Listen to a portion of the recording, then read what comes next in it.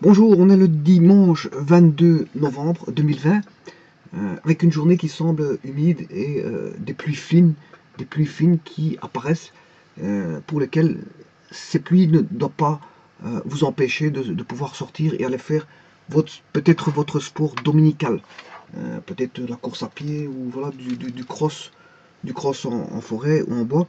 Si vous faites du cross en forêt, en bois, quel que soit, voilà, du cross à pied, du cross à vélo, du cross à moto, du cross à ce que vous voulez, du cross en quad, euh, remarquez que, bon, il y a la chute des feuilles, c'est normal parce qu'on est en plein automne. Quoique on n'a qu'une chute de feuilles partielle parce que les arbres ne sont pas complètement dénudés à cet instant-ci. Elles commencent petit à petit à se dénuder, mais je veux dire, enfin, elles commencent. Ça fait déjà un petit temps que les arbres ont commencé à faire, à avoir les chutes des feuilles. Mais je veux dire, elles ne sont pas complètement dénudées. Donc mais on arrive petit à petit à une période où elles seront complètement dénudées. Mais ici, on retrouve des chemins brunis par la chute des feuilles. Les arbres font, euh, voilà, se dénudent pour l'entrée de l'hiver. Elles recommencent un cycle voilà, de renouvellement, de création de feuilles de leurs arbres. Voilà. Mais en attendant, on retrouve bon, des chemins rempli de feuilles. Ça peut être dangereux. Ça peut provoquer avec la pluie et la chute des feuilles des glissades de pneus de véhicules ou de moto, de quoi, de peu importe. Donc il faut faire très attention, je veux dire, à cette période-ci. Mais rien ne vous empêche ici, malgré les pluies fines, de pouvoir sortir et de profiter de l'air frais, et du bon air, pourquoi pas, parce que c'est vrai que maintenant on retrouve plus tellement du bon air parce que on a voilà, des régions polluées, fortement polluées par les industries industrialisantes qu'il y a eu à un moment donné et surtout de, voilà, on va dire de la pollution carbone, à l'usage du carbone.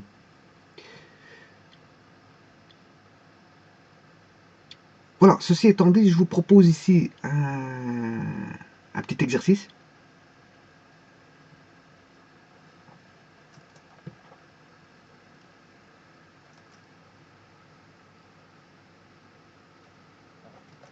Voilà, un petit exercice, bon, assez simple. On reconnaît le premier degré, hein. Donc on a un espèce de polynôme, je dis un espèce, ouais, un espèce de polynôme du premier degré.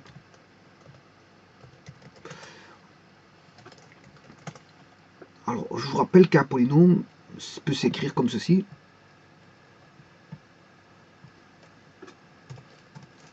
P de x est égal à, bon, a indice n, attention que c'est un indice, x exposant n plus a indice n moins 1 fois x exposant n moins 1 plus 3 petits points plus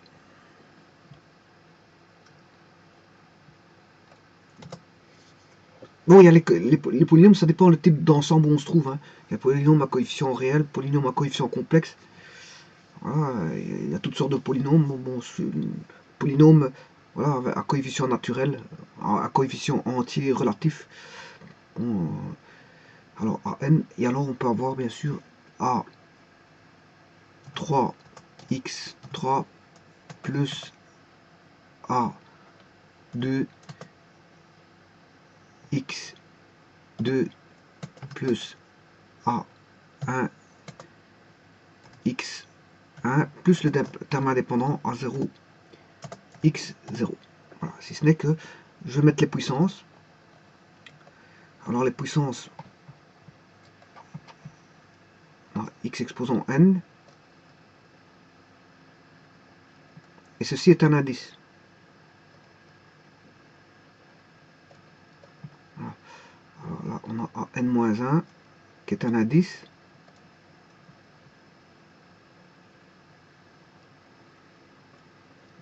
xn-1 plus 3 petits points a3 x cube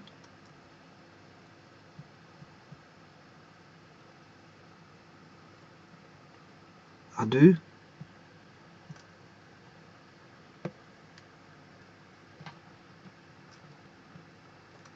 x carré et a indice 1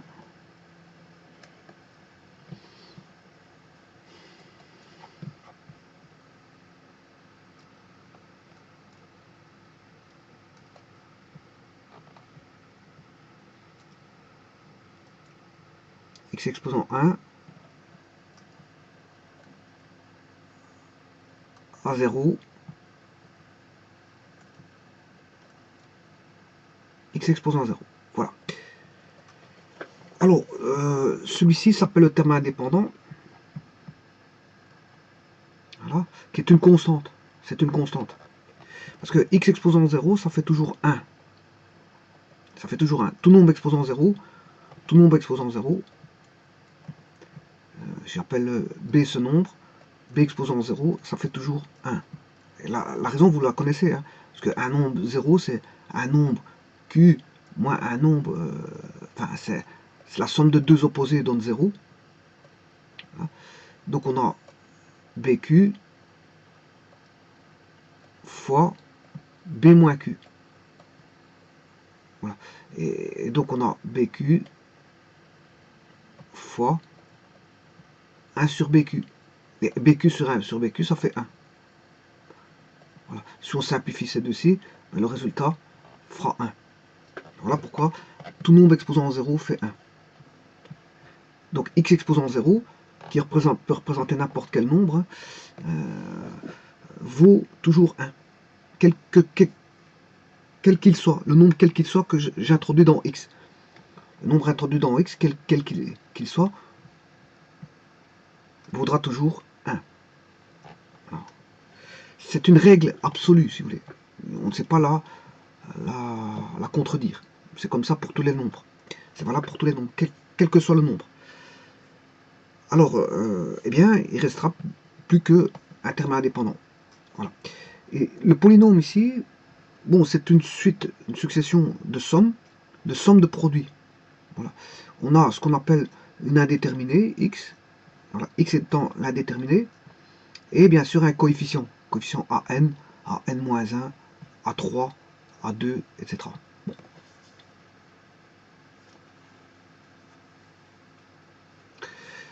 Eh bien, si on a le plus haut degré, ça s'appelle le degré du polynôme. Voilà, le plus haut degré, c'est le degré du polynôme. Mais pour ça, il faut que an soit différent de 0. Hein. An doit être différent de 0. Si an est différent de 0, s'il existe une constante ici, un coefficient pour lequel vous multipliez par x exposant n, et qui est le dernier, hein, le dernier, vous pouvez, moi je l'écris du degré le plus bas, degré 0, vers le degré le plus haut, degré n. Voilà. Et le plus haut degré, dont le coefficient est différent de 0, ben, c'est ce qu'on appelle le degré du polynôme. Donc, si je fais une analogie avec ce que je viens de dire, ben, ce que je viens d'écrire ici, 10 moins 4x,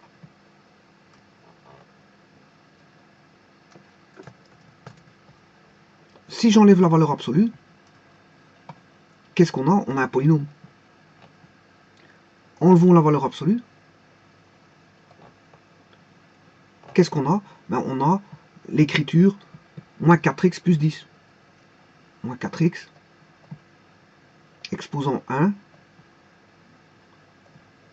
plus 10 exposant x exposant 0. Voilà. Alors je vous ai dit 10 exposant 0, c'est 1. Voilà. Donc on a ce qu'on appelle le terme indépendant qui est 10. Donc le terme indépendant est ici la valeur 10.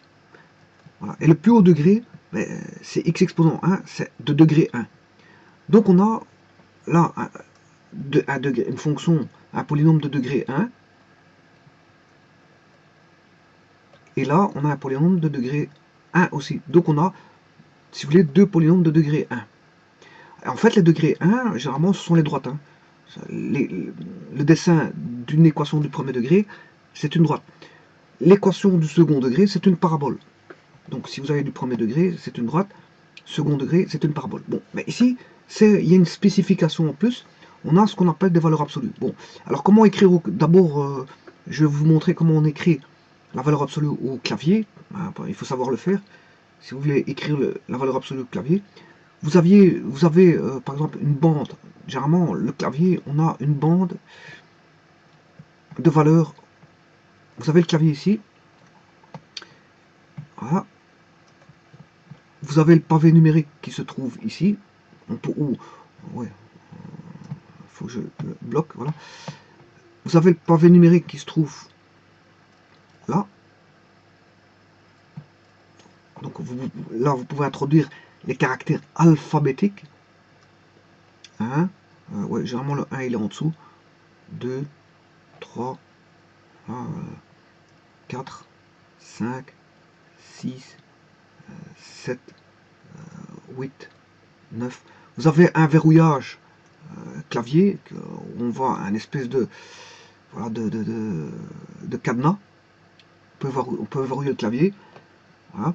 Et on a les symboles voilà, des opérations dans ce pavé numérique. Moins, fois, enfin diviser, moins. Alors le plus il est souvent utilisé, donc il va prendre deux touches. Il va prendre deux touches. Il est souvent utilisé, on va prendre deux touches.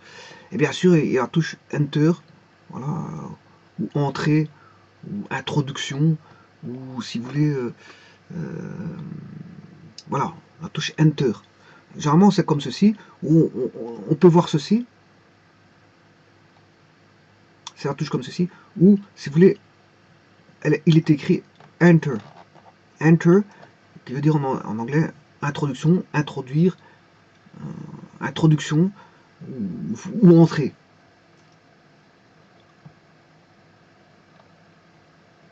Bon, ça vient de très loin, ça, hein, ça vient du début de la programmation. Il fallait chaque fois voilà, encoder des caractères. Alors les caractères peuvent être connus comme des caractères alphabétiques,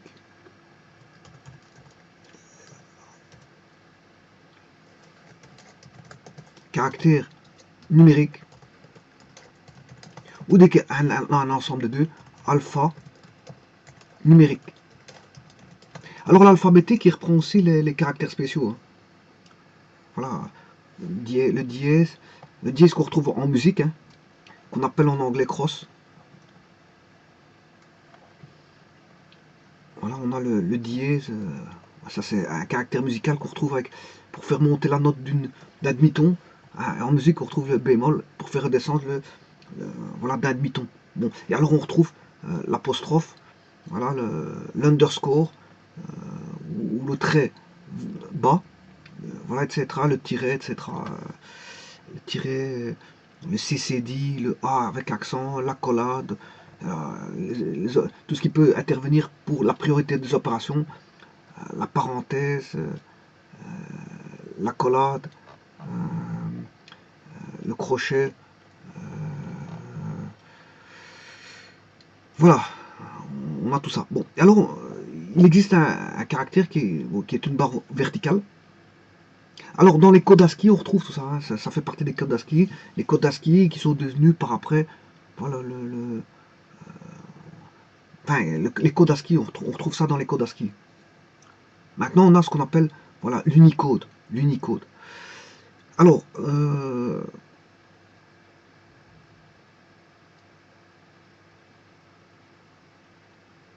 Unicode, bon, on peut passer d'une écriture d'un langage d'un pays à l'autre.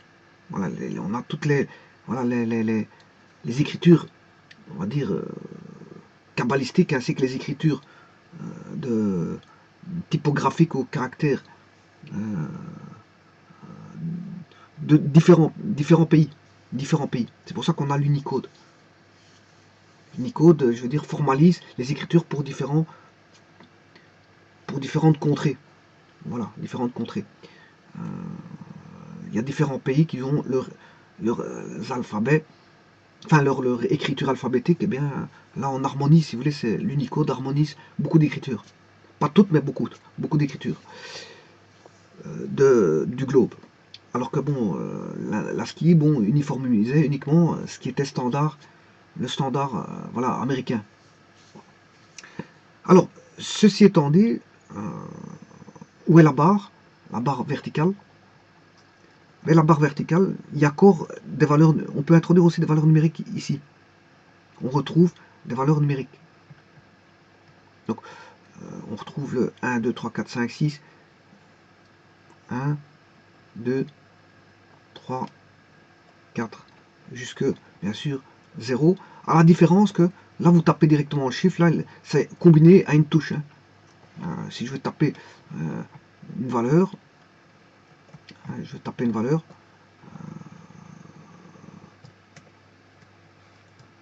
voilà, il faut que je mette Shift. Il faut la combinaison de Shift, la touche Shift. Il faut la touche Shift en combiné avec, voilà, en même temps que vous tapez, en même temps que vous tapez. La touche Shift, c'est une touche qui est avec une flèche comme ceci. Hein. C'est décalage, qui signifie décalage. Et encore, cette touche-là vient, tout comme Enter, du début de l'informatique. Voilà, ça c'est utilisé depuis le début de l'informatique, hein, que ce soit Shift ou Enter, ou cette touche-là, c'est connu depuis très longtemps. Hein. Voilà. Alors, vous tapez Shift, en même temps, vous tapez... Voilà. Bon, maintenant, il existe, bien sûr, avec une touche, on peut faire parfois plusieurs... si vous remarquez, avec une touche, on peut avoir plusieurs symboles.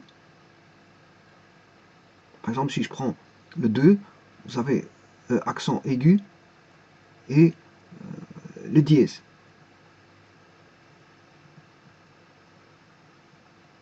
Vous pouvez avoir 3 touches. Alors le 2, je vous l'ai dit qu'on peut l'avoir avec le Shift.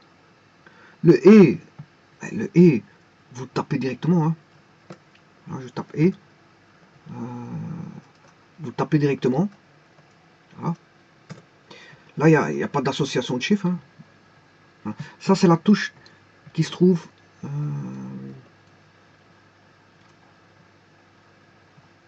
là. Donc c'est la touche. Je suis en train de taper la touche ici. Donc si vous tapez directement la touche, bon, je vais le faire mieux que ça parce que c'est vrai que je vais agrandir cette touche là, on va mettre un petit carré. Voilà la touche.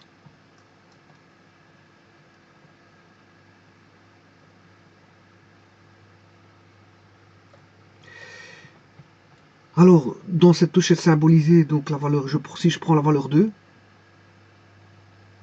alors celle-ci s'associe avec la touche Shift. Voilà, c'est une touche qui se trouve ici quelque part. Alors, il existe aussi le Shift Lock. Locker, c'est pour bloquer le Shift. On peut le bloquer. Hein, pour ne pas à chaque fois appuyer sur le Shift, on peut le bloquer. Voilà. Ça, c'est le Shift Lock. Hein, qui s'écrit Shift Lock. Là, vous bloquez, vous verrouillez la touche Shift. Avec cette touche-là, qui se trouve juste au-dessus du Shift. Et il est marqué Shift Lock. Bon, donc le 2, pour avoir la touche, la valeur 2, avec la bande du dessus, ben, il faut taper sur Shift. Sur Shift ici. Shift, et en même temps, taper 2. Maintenant, si vous voulez la touche E, accent aigu, voilà, vous tapez directement le E. Et maintenant, il existe le dièse sur cette même touche.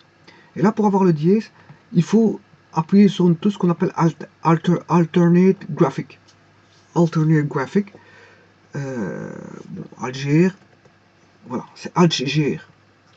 Alors, le Alternate Graphic, ne pas confondre avec Alternate, il y a Alternate Graphic et Alternate.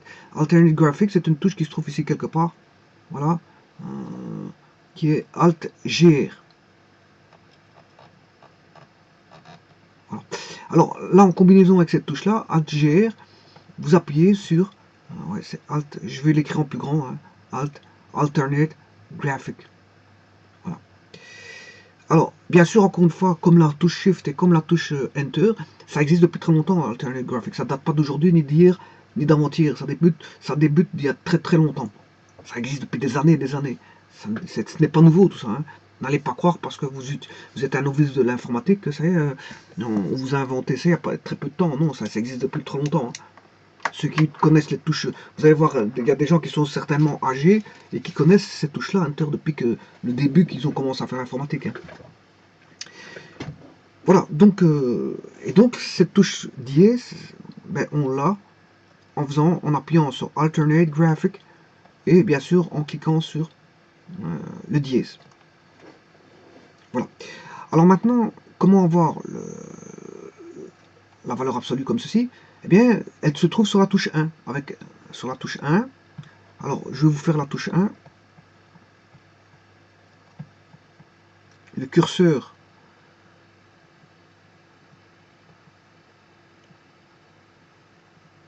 voilà. La touche 1 est représentée par 1 et commercial. Et commercial, c'est un symbole qui fait comme ceci. Faut que je sache le dessiner correctement. Donc je vais le refaire. C'est une espèce de 8 voilà, qui existe depuis très longtemps. C'est un symbole qui existe depuis très longtemps. Alors, les différents symboles que je vous montre sont utilisés aussi bien en français, en français, hein, on peut retrouver le e-commercial en français, aussi bien en mathématiques, aussi bien en informatique. Hein. Tout ça, ça s'utilise pour les programmeurs connaissent tous ces ensembles de touches.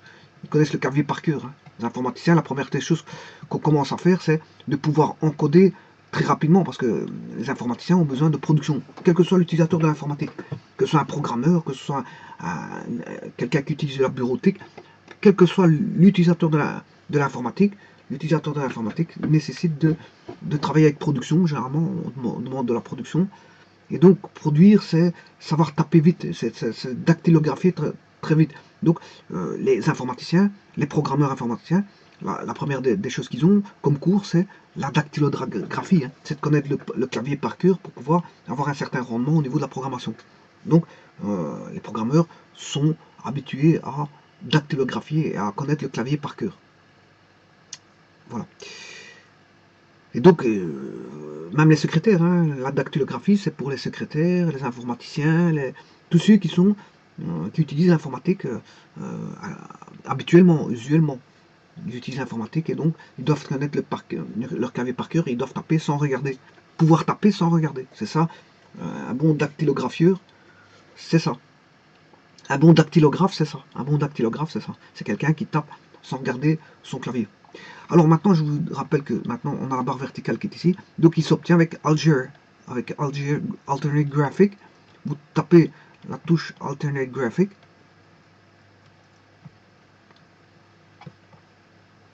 La touche, bien sûr, qui est quelque part à droite du clavier ici. Voilà. En faisant ça, vous cliquez, vous maintenez votre doigt appuyé, et puis vous tapez la touche 1 ici. Voilà. En faisant ça, ben, vous avez la barre verticale. Voilà. Alors ça, c'est pour un usage du clavier. C'est pour vous montrer comment fait-on pour avoir les barres verticales au clavier.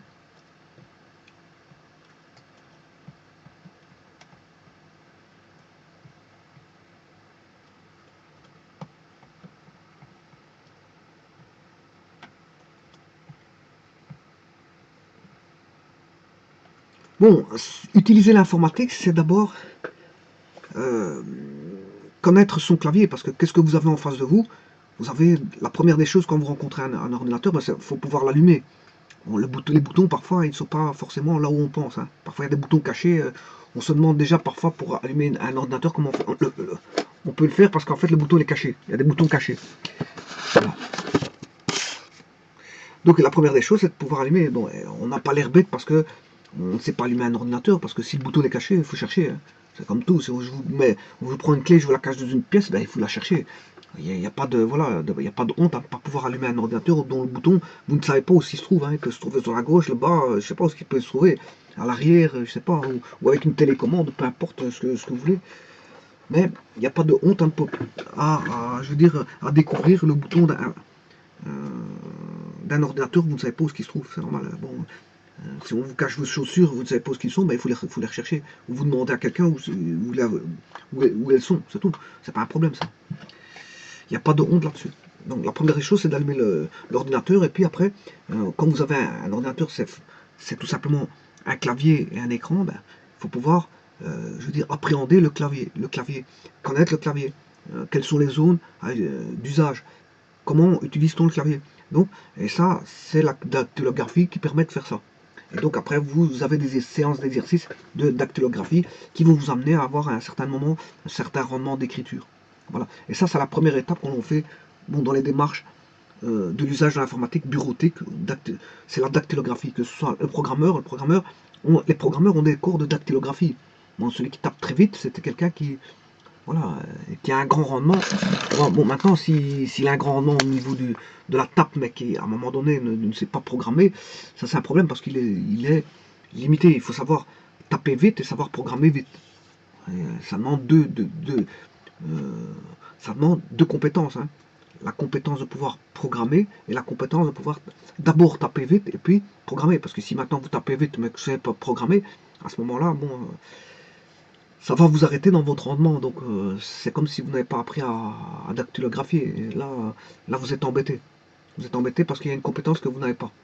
Voilà, ceci étant dit, je vais montrer comment on mettait la valeur absolue. La valeur absolue, c'est une condition. C'est conditionné. Alors, si je prends maintenant la première fonction, comment se présente ce polynôme? Je vous ai dit que c'était un polynôme. Hein. Ne perdons pas le fil de nos idées. Ceci, c'est un polynôme du premier degré, donc c'est une droite. Simplement, c'est conditionné par une valeur absolue.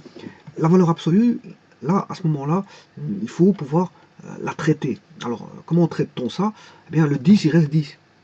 Le 10, la valeur 10, c'est 10. Hein. Bon, ici, dans ce cas-ci, la valeur 10 est une valeur entière, elle est positive.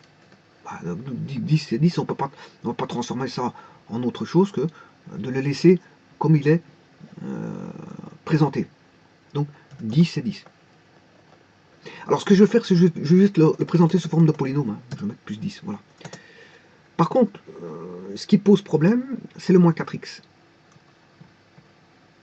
Alors là, c'est un polynôme, d'accord, on est tous d'accord que c'est un polynôme, mais avec une valeur absolue pour le 4x. Ce qui veut dire que signifie la valeur absolue d'un nombre? 4x, la valeur absolue signifie que on a une condition qui va être posée et qui va prendre deux branchements possibles. Donc, voilà, deux branchements possibles. Alors, ce sera 4x si x est strictement positif. Voilà. Bon, vous n'allez pas me dire 0, hein, parce que si 4 fois x si x vaut 0, 4 fois 0, ça fait 0. C'est pas 0. Voilà, voilà. S'il est positif, on prendra 4x. Voilà. Mais on prendra l'opposé, moins 4x, si x est négatif. Voilà. Et ça, c'est les conditions des valeurs absolues. Ça ne tient qu'à ça. Ça ne tient qu'à ça. Et si vous traitez ça, vous aurez la résolution de cet exercice.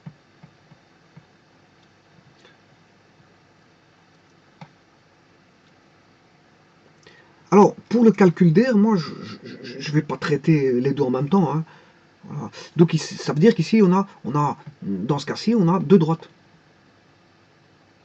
On a deux droites. On a 10 moins 4x et 10 moins 4x.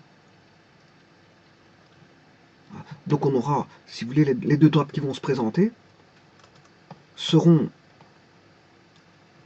On a deux droites ici. En faisant ça, on a une condition qui formalise donc deux droites.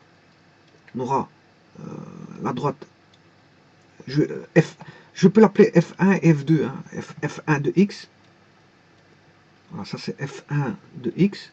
La formalisation, ce sera, bon, si je mets 4x étant positif, on a 4x, parce que x étant positif, mais n'oubliez pas qu'il y a un moins ici. Voilà. Si j'ai plus 4x, parce que x est positif, on est d'accord, d'après les valeurs absolues, mais n'oubliez pas ce moins-là. Et moins par plus, ça fait moins. Donc on a moins 4x plus 10. Voilà ma première droite. La première droite sera moins 4x plus 10.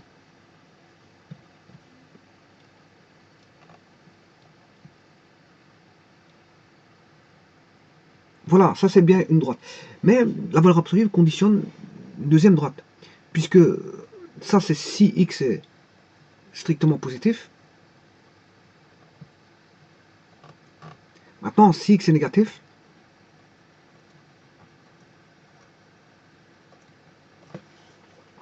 on a moins 4x. Là, on n'a pas plus, mais moins 4x. Mais n'oubliez pas qu'il y a toujours ce moins-là, qu'on remet ici. Et moins par moins, ça fait plus. Donc on a une deuxième droite, c'est plus 4x. Donc vous voyez qu'on aura moins 4x et plus 4x. On aura deux droites. F1 de x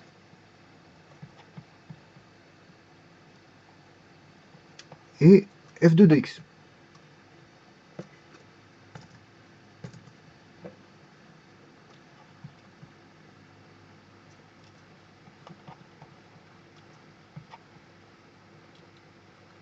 Je pourrais mettre un plus, mais plus quand il est devant, on ne le met pas. Voilà. Et ça, c'est F2.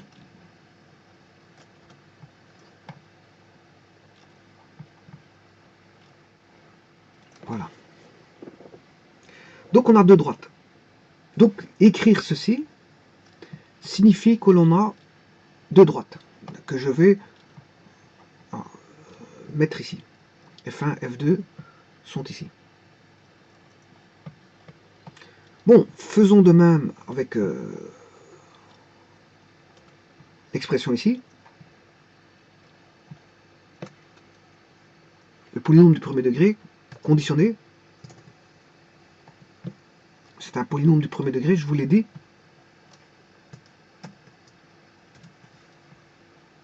Et alors là, pareil, ce sera, là on aura 8x. Si x est strictement positif. Mais ce sera l'opposé, moins 8x, si x est négatif. Ben, là, comme il y a un plus déjà à la base, ben, plus par plus, ça fait plus. Donc j'aurai la droite plus 8x moins 10. Donc F3. Bon, je vais l'écrire. Si j'ai du mal à écrire avec la main, bon, je vais l'écrire comme ceci. Donc j'aurai plus 8x. Bon, le 8, je ne suis pas obligé de l'écrire. Hein. Plus 8x, et bien sûr, n'oubliez pas le coefficient, le terme indépendant, moins 10. Et alors, l'autre, ben, on a moins 8x, et avec le plus qui est devant, là, on a moins 8x. Mais il y a un plus ici, ça ne change pas. Plus par moins, ça fait moins 8x. Donc on aura moins 8x moins 10.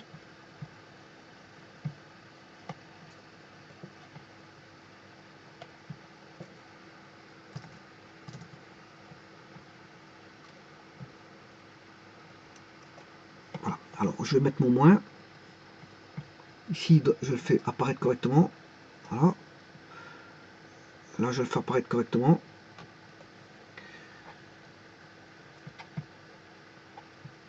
Voilà. Donc, j'ai combien d'équations au total? J'en ai 4. Il y a 4 équations.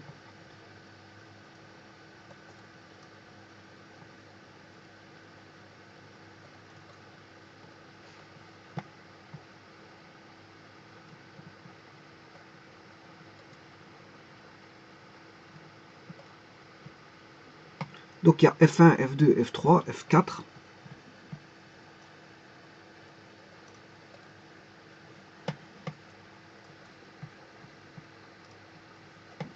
Bon, je vais réeffacer celle-ci parce qu'elle m'a l'air tout étrange.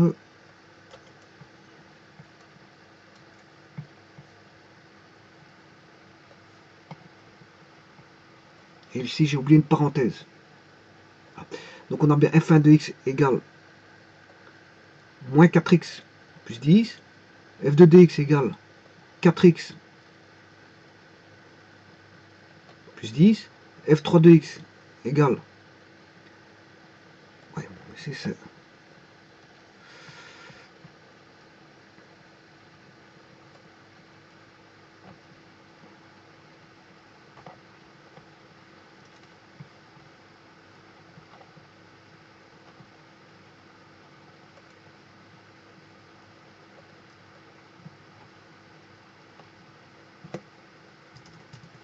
Je fais juste une petite popote interne d'écriture parce que bon, j'ai du mal à écrire tout ça.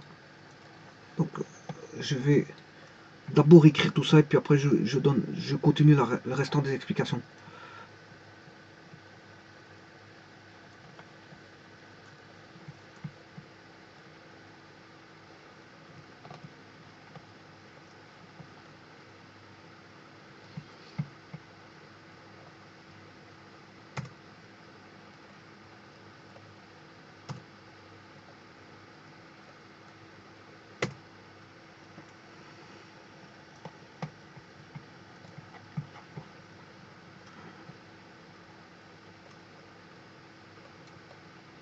Mais ce qui devait arriver arriva.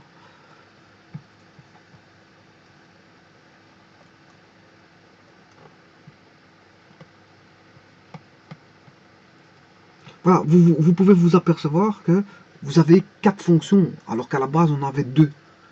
Donc les valeurs absolues, on crée toujours 2. De 1, vous passez à 2.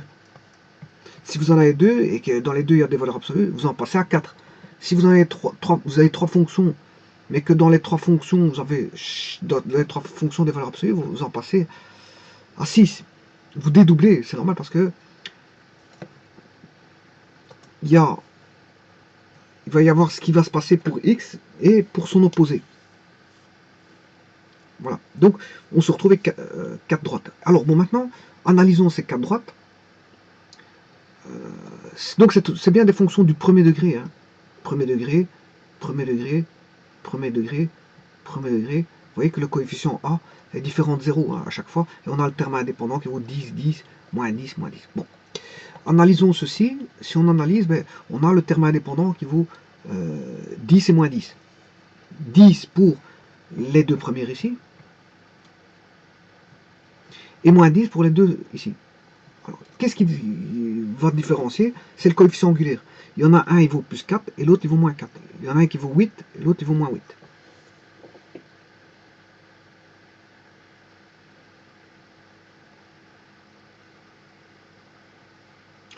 Bon, alors, quand vous prenez le terme indépendant 10, le 10, il va se retrouver ici.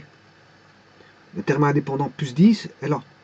Ça veut dire que la droite, bon, il y aura un coefficient angulaire qui va être soit de 4, ça veut dire que vous prenez une unité, vous montez de 4.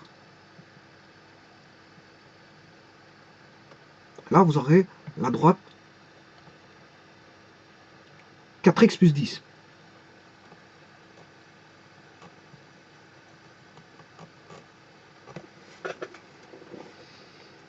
Bon, vous faites la même chose, ça vous aurez celle-là. Attends, vous faites la même chose avec l'autre. Vous aurez, donc l'ordonnée à l'origine fait toujours plus 10, mais cette fois-ci, le coefficient angulaire voudra moins 4x plus 10. Alors remarquez qu'on a moins 4 et plus 4. Normalement, moins 4 et plus 4, on va voir deux droites perpendiculaires. Parce que on a... non, ça va, j'ai rien dit, ça va, j'ai rien dit. C'est juste on aura deux opposés. J'ai rien dit. Ouais, c'est l'opposé de l'inverse qui sera perpendiculaire. Ici, on n'a pas l'opposé de l'inverse. Pour avoir une perpendiculaire, il faut l'opposé de l'inverse. Or ici, on n'a que l'opposé. On n'a pas l'inverse. Si on avait eu moins un quart, effectivement, on aurait eu une perpendiculaire. Mais ici, c'est pas le cas.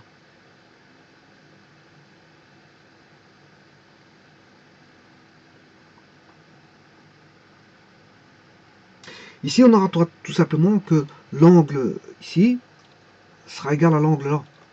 Simplement, ça sera ça. C'est juste ça. On aura une bisectrice de l'axe OY. Tout comme pour l'autre. Hein.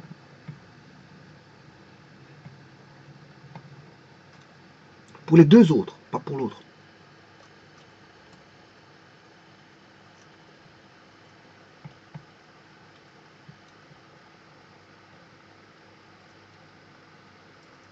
Alors, pour les équations des deux autres, ben, l'ordonnée à l'origine vaut moins 10.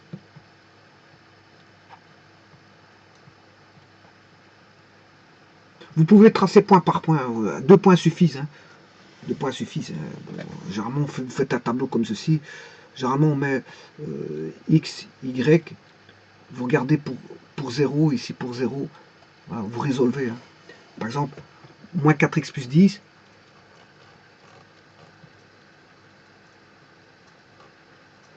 Voilà, si x vaut 0, on a 10. C'est ce qu'on appelle l'ordonnée à l'origine. Maintenant, pour 0, vous aurez la racine. Ça, c'est la racine. Vous aurez la racine. Donc, si je prends celle-ci, ça, c'est moins 4x plus 10. Coefficient angulaire est négatif, la droite descend. Vous aurez, bien sûr, celui-ci va donner ce point-là. Et ce point-ci va être donné par celui-ci. Il faut résoudre. Moins 4x plus 10 égale 0. Donc, moins 4x plus 10, moins 4x égale moins 10. Bon, je vais le faire. Je n'arrive pas trop bien à écrire. Je vais chercher le lettreur. Le lettreur, voilà. Moins 4x plus 10 égale 0. Signifie qu'on aura moins 4x égale moins 10. Qui signifie que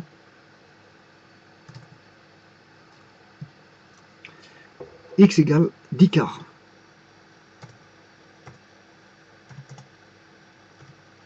10 quarts, ce qui fait 5 demi. Et 5 demi, c'est 2,5.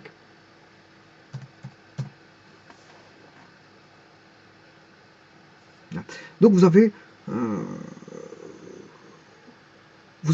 là, donc s'il y en a un qui fait 2,5, l'autre il fera moins 2,5, il n'y a pas besoin de calculer. Hein. Voilà, là vous aurez 2,5, et celui-ci vaudra, comme c'est une bisectrice, comme je vous l'ai dit, on aura moins 2,5. Une fois que vous trouvez l'un, vous allez trouver l'autre. Voilà. Donc vous allez trouver l'ordonnée avec cette équation-là. Bon, vous aurez pu prendre des autres points, vous prenez ce que vous voulez. Hein. Vous construisez 2 points, ils ne sont pas obligés d'être voilà, sont pas obligés d'être la racine pour l'un et l'ordonnée à l'origine pour l'autre. Hein. Vous faites ce que vous voulez pour qu'on prenez x égale 3, x égale 4, et vous tracez 2 points, ou plusieurs points, peu importe. Normalement, pour tracer une droite, 2 points suffisent. Hein. Il n'y a pas besoin de 10 points pour tracer une droite. Hein. Vous faites 2 points, c'est bon. Voilà, il n'y a pas besoin de 3-4 points. Maintenant, si vous voulez être précis, pourquoi pas, prenez 2 points éloignés et vous la tracez. Voilà, si vous voulez être précis, vous la tracez correctement. Mettez plusieurs points à ce moment-là. Bon, si c'est une question de précision, mettez plusieurs points. Et les plus éloignés possible aussi. Prenez des points bon, distanciés ou distancés, je ne sais pas comment on dit. Des points qui sont à distance suffisante pour avoir une bonne précision. Dans votre feuille de papier, bien sûr. Sur votre feuille de papier. Voilà, et alors vous faites la même chose pour l'autre. Et l'autre, c'est, vous résolvez ceci. Donc 8x moins 10 égale 0. Vous faites x égale 0. À ce moment-là, vous allez avoir l'ordonnée à l'origine qui vaudra moins 10 pour l'un et plus 10 pour l'autre. Moins 10, les ordonnées à l'origine, il vaut moins 10 pour les deux. Moins 10, moins 10. Si vous remplacez par x égale 0, vous aurez une ordonnée à l'origine qui vaut moins 10. Donc vous voyez, c'est symétrique. Hein. Plus 10, moins 10, ça va être symétrique. Hein. Bon, et l'ordonnée à l'origine, enfin la racine, vous faites x égale 0, 8x égale 10, 10 huitièmes. 10 huitièmes, c'est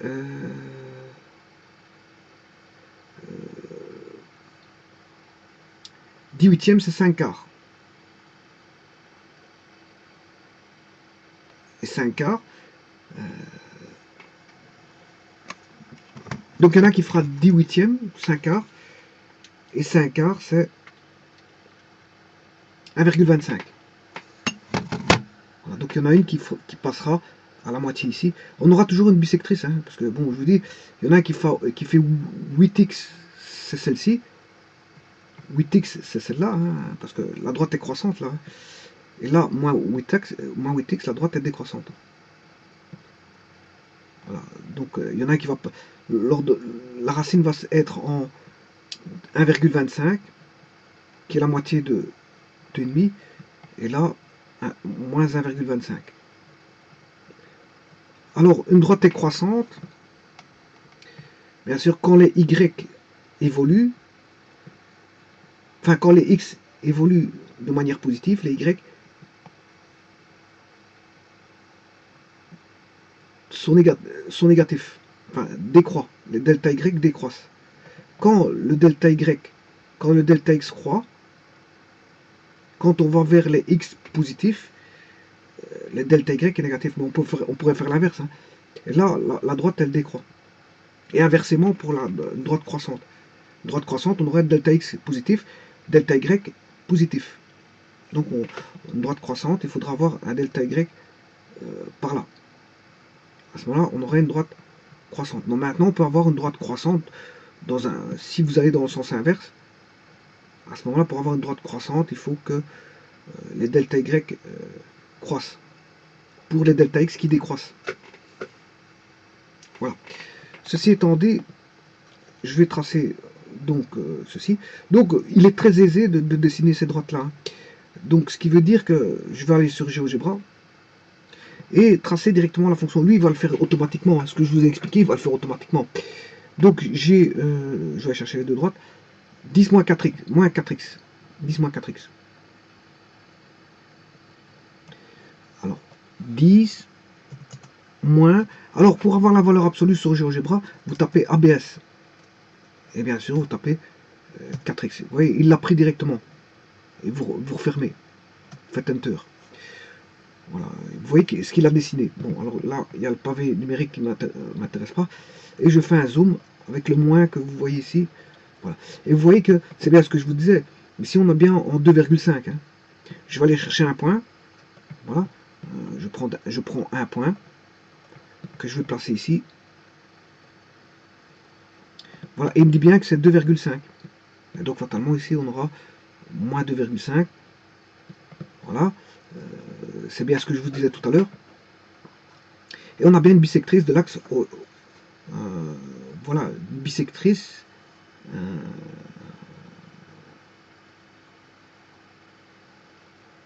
On a bien une bisectrice d'origine qui se trouve sur l'axe OY10. Donc c'est bien une bisectrice de l'axe OY, bien sûr, de sommet plus 10. Bien sûr, Y égale plus 10. Alors, faisons la même chose avec la seconde droite, les deux autres droites, moins 10 plus 8x. Moins 10 plus absolu 8x. Et voilà. Et donc là, remarquez bien que j'ai le point ici qui vaut 1,25. Voilà. Et celui-là, moins 1. Oui, il l'a complètement loupé. Moins 1,25.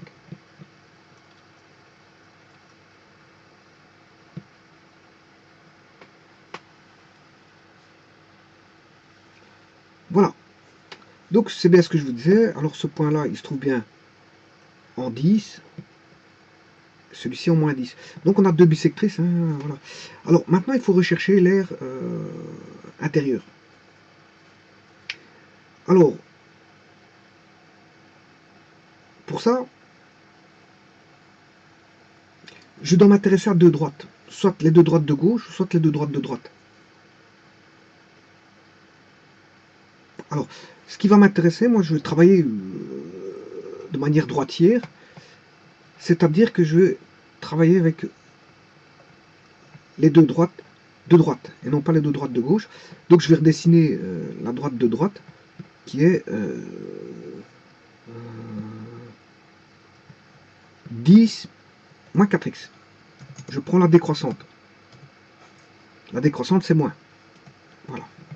Ça, c'est ma première droite. Et je vais travailler avec 10 plus 8x. C'était, je sais plus combien c'était. 10 moins 10 plus 8x. Et là, je vais travailler avec la croissante. La croissante, c'est-à-dire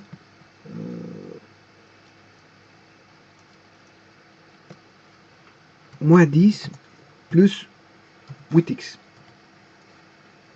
Voilà. Alors maintenant, il s'agit d'aller rechercher le point d'intersection ici. Pourquoi? Je vous explique pourquoi. Parce que maintenant, on va rechercher l'air. Alors, ceci, je n'ai plus besoin. J'ai tout ce qu'il faut, hein, les énoncés. Voilà, on va calculer l'aire du polygone formé par les deux fonctions. Alors, l'aire du polygone, je vais vous montrer où il est. Hein. L'aire du polygone, je vais vous le remontrer. Pour ça, il faut que j'aille chercher les deux fonctions.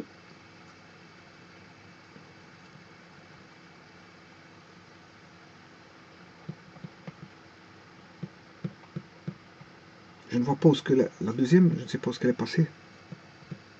Je ne sais pas ce qui m'a mis la première fonction. Il m'a effacé la... Ah ben elle est là, je m'excuse. Là. Voilà, donc où est l'air? Je vais vous montrer où est l'air. Alors pour ça je vais effacer le point G, point d'intersection, enfin où je vais l'enlever tout simplement. Regardez comment, où est l'air. D'ailleurs je vais vous trouver tout de suite l'air avant tout. L'air, vous faites ceci, vous allez construire un polygone, vous tapez polygone là, comme ici, vous allez chercher les points d'intersection ici.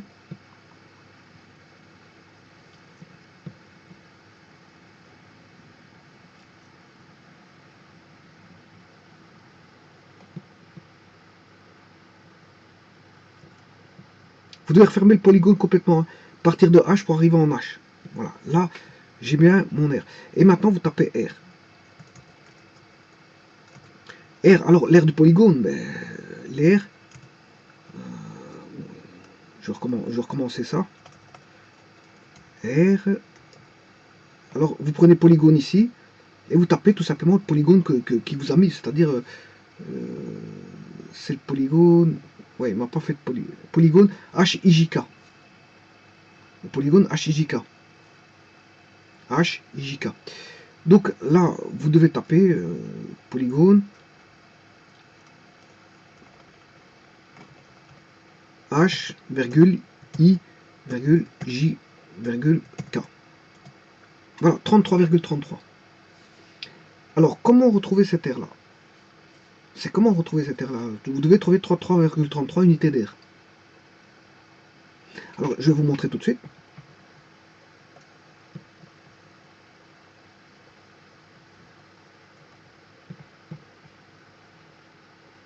Je vais d'abord reprendre ce qui va m'intéresser. Je vais prendre ce qui va m'intéresser. C'est la droite décroissante. Je travaille à droite. Donc, c'est la droite moins 4x plus 10. Voilà. Et la droite croissante qui est moins 10 plus 8x. Voilà, c'est ces deux-ci. F1, F3. Je vais travailler avec F1, F3. Je vais travailler avec ces deux-ci.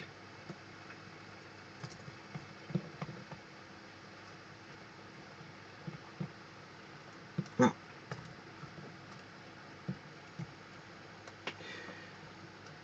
Alors, ces deux droites-ci,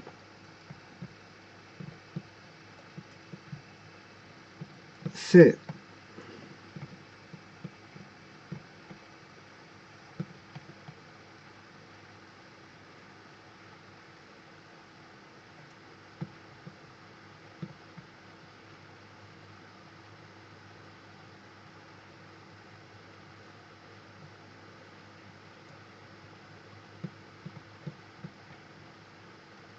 là on a l'axe des X, je le fais brièvement, on a celle-ci et celle-là. Alors rappelez-vous, ici on a 2,5. 5 demi, je l'ai calculé. Hein. Voilà. Et là c'est 5 quarts. Voilà. Et il faut calculer, bon, l'air, je vais calculer l'air ici, et faire x2 pour avoir l'autre partie. Hein. Par après je ferai x2. Alors n'oubliez pas qu'il faudra faire R fois 2. Il faudra faire l'air fois 2. Bon, mais avant de faire ça, il faut calculer l'air sous la courbe.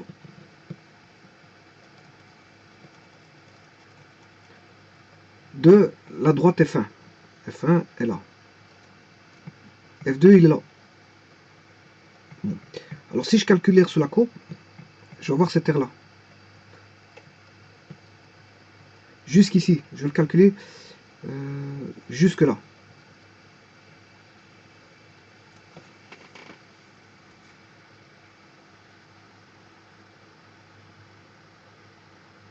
Voilà.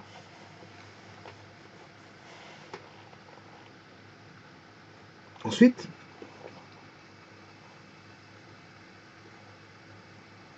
je vais enlever, je dois additionner l'air ici.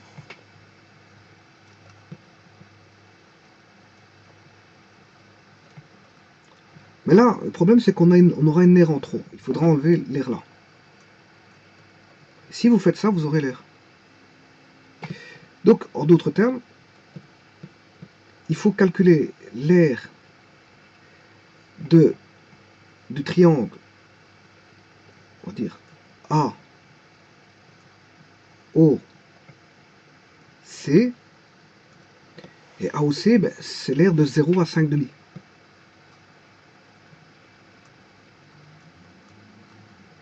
De la fonction F1. F1, c'est 4x plus 10. Alors, pour calculer l'intégrale là, bon, c'est très simple, hein, c'est moins 4x carré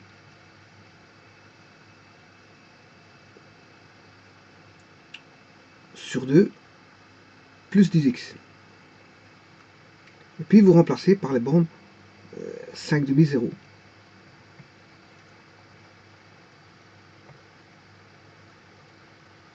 Quand il y a un 0, c'est magnifique, il y a tout qui tombe. Hein. Donc là, normalement, si vous faites du calcul intégral, vous devez savoir faire ça. 5 demi au carré, c'est 5, 25 quarts. 25 quarts divisé par 4, ça fait fois 4, ça fait 25. 25 demi. Donc on aura moins 25 demi.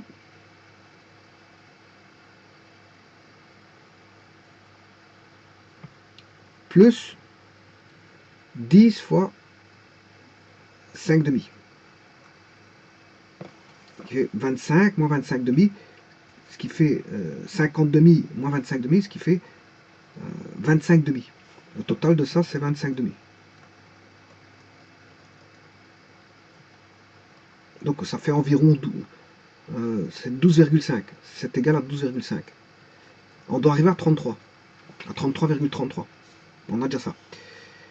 Voilà. Alors maintenant, j'aurais pu le faire par les triangles. Hein. Là, c'est base fois hauteur. La base, c'est 5 demi. Fois la hauteur, c'est 10. Divisé par 2. Alors, 10 fois 5 demi, ça fait 50 demi. Qui fait 25. Divisé par 2. Base fois hauteur sur 2. Ce qui fait 12,5. Voilà. Donc ça, c'est juste. Alors comment calculer ça par GeoGebra? On va calculer par GeoGebra.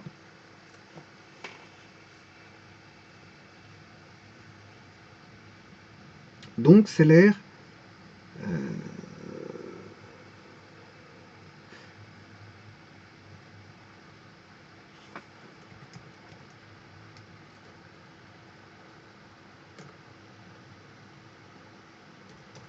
vous devez prendre intégrale fonction xmin xmax. Intégrale fonction xmin xmax. Fonction, c'est 10 moins 4x.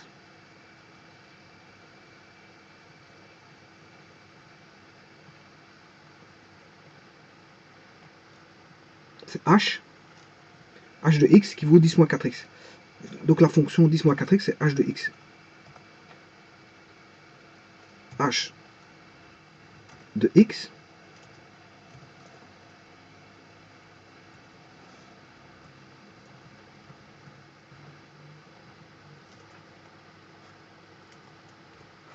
x min, c'est le 0, c'est le plus petit.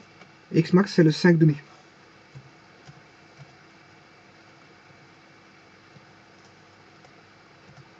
Voilà, 12,5, c'est bon. On est bon. L'air est bonne. Bon, c'est déjà ça. Mais il nous faut 33,33.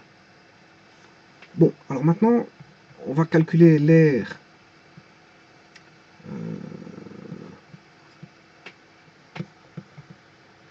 D.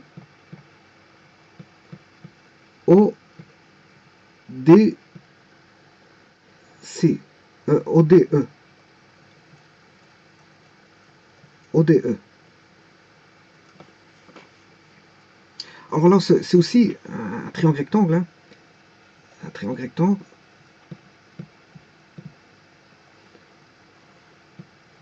Mais cette fois-ci, je vais le calculer avec celui-ci. Avec F3. Avec F3.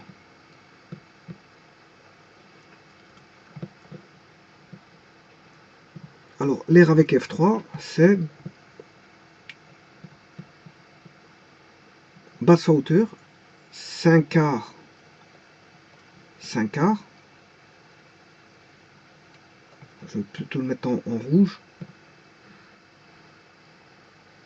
5 quarts fois la hauteur qui vaut moins 10. Alors 5 quarts fois la hauteur qui doit être positive, hein, on a moins 10. Mais la surface doit être positive, donc il faut enlever le signe moins, prendre l'opposé si vous voulez, diviser par 2. Alors ce qui fait 50 quarts. Voilà, et 50 quarts, ce qui fait, divisé par 2, ce qui fait 25 quarts. Et 25 quarts, c'est 12,5 divisé par 2. Ce qui fait normalement 6,25.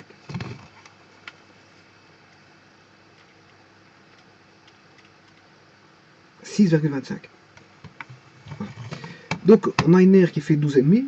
Pour l'instant, l'air 12,5, c'est toute cette aire-là. Hein, plus 6,25 qui est celle-ci. Mais après, il faudra enlever, retrancher l'air qu'on a ici, que je ferai par après. Il y a une aire ici à enlever. Voilà, par après, je le ferai par après. Pour l'instant, j'ai l'air, voilà, du triangle.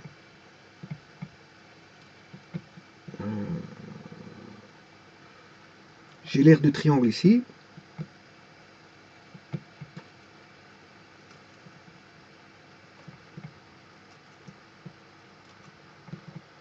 L'air du triangle ici.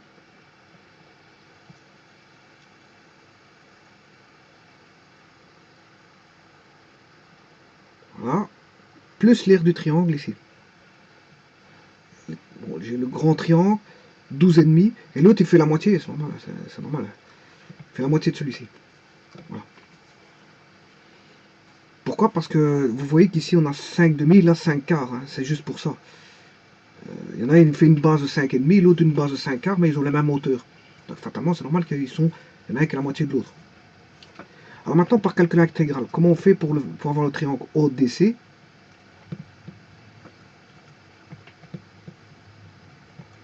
C'est l'intégrale de 0 à 5 quarts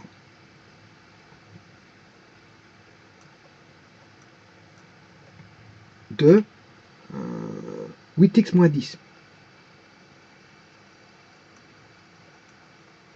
Bien sûr, il y a un dx. Hein. Tout à l'heure, j'ai oublié un dx. Bon, il y a chaque fois un dx. Hein. Je l'ai oublié tout à l'heure. Voilà, dx.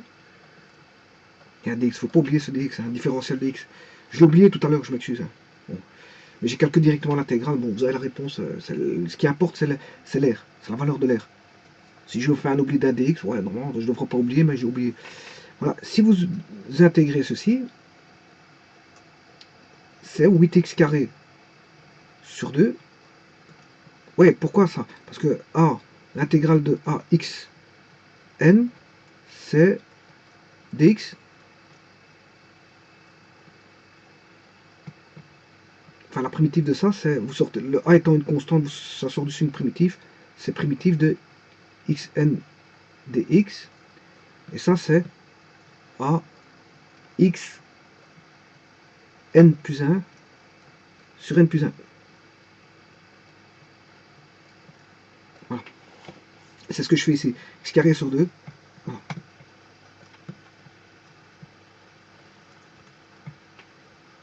Alors, le moins 10 est une constante, ce qui fait moins 10x. Primitive d'une constante, c'est la constante fois x. Parce que on aura la primitive de moins 10 dx. Voilà. La primitive, elle vient ici, primitive de dx. Moins 10, il sort du signe primitif. La primitive de dx, ça fait x. Donc on a moins 10x.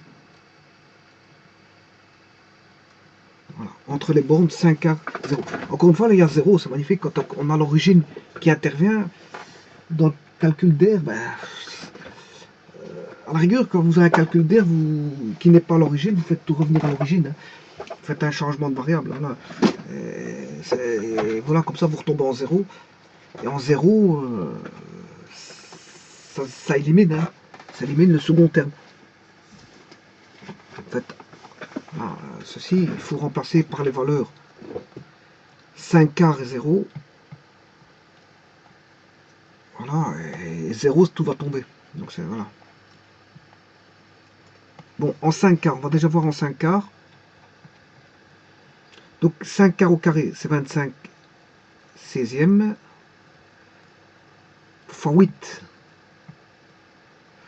Ce qui fait là des 25 demi fois le 2 qui est ici, c'est 25 quarts. Donc le premier terme donne 25 quarts.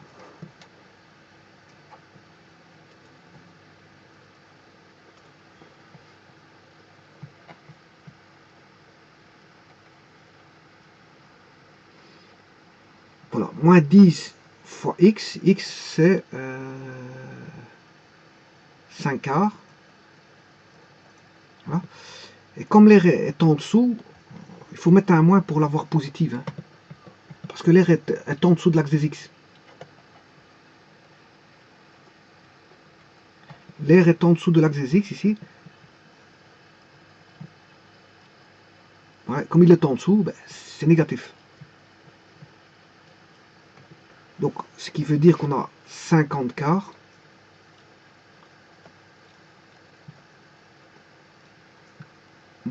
Moins 25 quarts. Ce qui veut dire qu'on a 25 quarts. Et 25 quarts, c'est 6,25. Bon, ben on va faire ça par GeoGebra directement. On va chercher l'air,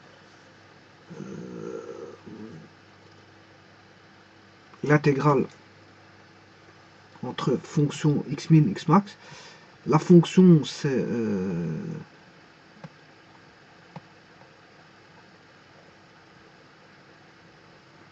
10 moins 4x, 10 plus. Il faut chercher, voilà, moins 10 plus 8x. C'est la fonction P.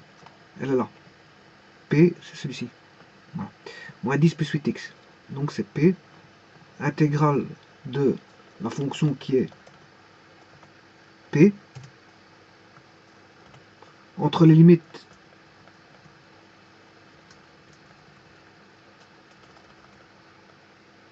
zéro et 5 quarts. Voilà. Voilà, 6,25, c'est juste. Pour l'instant, tout est bon. Tout est bon.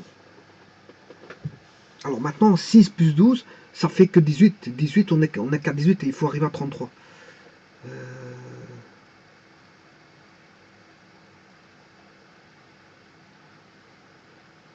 Attention qu'il faut multiplier par 2 aussi. Hein. 18, pour l'instant, j'ai 18, ce qui fait 36. 36. Donc il faut enlever l'air de 6, oui, parce qu'il y a la partie gauche. Hein. Partie gauche, pour l'instant, je fais la partie droite. Il faut calculer le polygone, hein. Polygone H-I-J-K. Pour l'instant, je n'ai fait que H-I-J-H. H-I-J-H. Et encore, il faut que j'enlève la partie voilà, que je vais faire maintenant, pour avoir 33. Alors maintenant, la partie enlevée, c'est celle-là. Bon, je vais le mettre avec du rouge. La partie enlevée, c'est cette partie d'air là. Alors, je peux calculer par base fois hauteur sur 2. On va déjà faire base fois hauteur sur 2. Mais pour ça, la base, je la connais. La base, c'est de 5 demi à 5 quarts. C'est la distance de 5 demi à 5 quarts. Donc, 5 demi moins 5 quarts. Ça, c'est la base.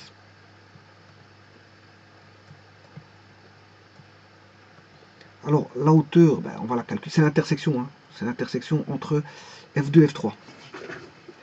Alors, F2, on va faire chercher l'intersection entre F2 et F3.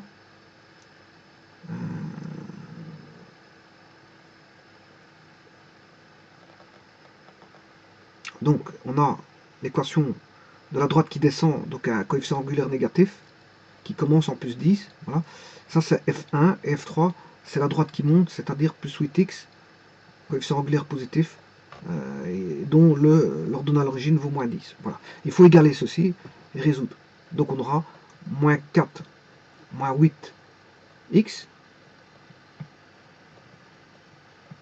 égale moins 10, ce qui fait moins 4 moins 8, moins 12x égale moins 20, d'où x égale 20 douzièmes. Alors, je vous rappelle que 20 douzièmes, c'est 10 sixièmes. 10 sixièmes, c'est 5 tiers. Voilà, c'est 5 tiers.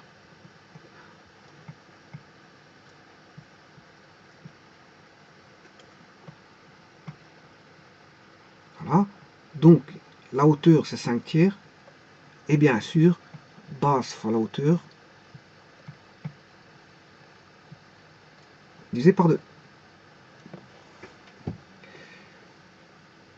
Alors, 5 demi moins 5 quarts, c'est 10 quarts moins 5 quarts. 10 moins 5, 5. C'est qui fait 5 quarts.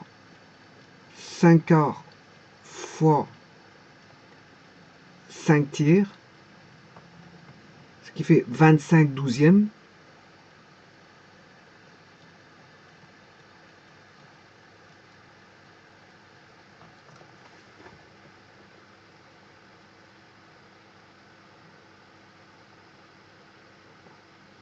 25 douzièmes.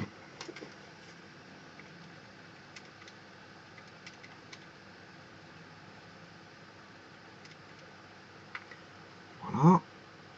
Donc, je vais déjà calculer. On avait 12,5 et 6,25.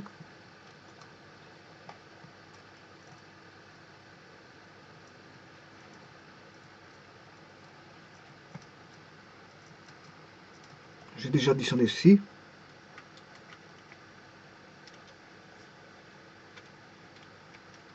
Là, fois 2 moins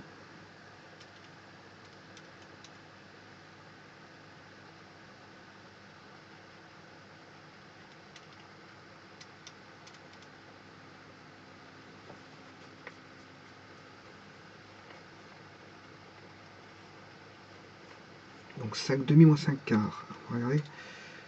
5 à 25. La hauteur fait bien. Je vais regarder si le 5 tiers est bon. Sur GeoGebra, l'intersection. Vous allez chercher intersection ici. Intersection. Là. Non, j'ai complètement raté.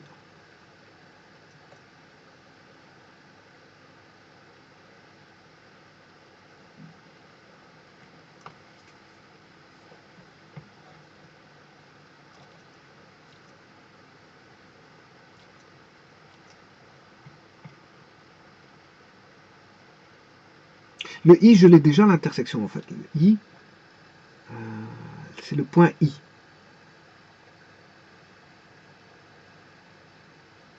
« 1,67. 1,67. Voilà, il a 1,67. En Y, oh, je m'excuse, c'est le Y qu'il faut rechercher. Ouais, c'est le Y, je m'excuse. Il faut rechercher le Y. C'est 3,33. Je m'excuse, la hauteur, c'est pas X. Mais c'est le Y. Ce que je viens de chercher, moi, c'est...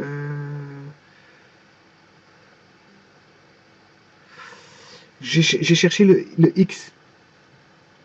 Il faut le Y, je m'excuse. En faisant ça, j'ai 25 douzièmes. Enfin, le 5 tiers, c'est pas bon. Parce que ça, c'est le X. On sent bien qu'il y avait une petite erreur. Parce que ça, c'est le X.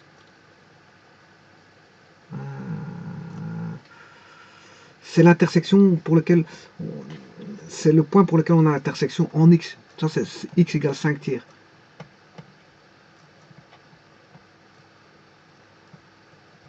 Voilà. Alors, 5 tiers, ça fait bien 1,66667.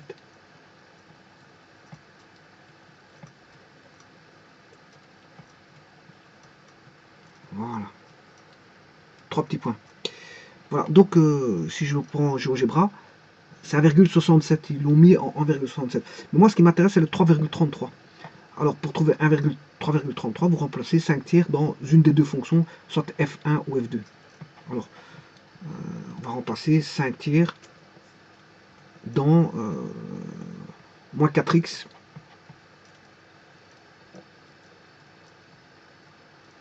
plus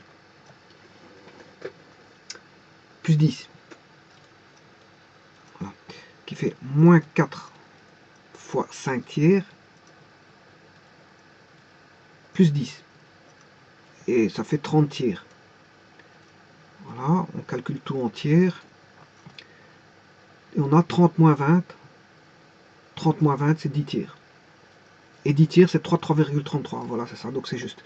Donc c'est le 10 tiers que je dois mettre là, et non pas... voilà. Et non pas le X, c'est le Y qu'il faut mettre. La hauteur, c'est en Y, c'est pas en X. Voilà, maintenant je peux calculer, et je vais trouver 5 demi moins 5 quarts. En fait, c'est 10 quarts moins 5 quarts, ce qui fait 10 moins 5, ça fait 5 quarts. Fois 10 tiers, fois 1 demi, parce qu'il faut diviser par 2. Basse fois hauteur sur 2. Voilà, ce qui fait 50. 50 divisé par 2, ça fait 25. 25 douzièmes.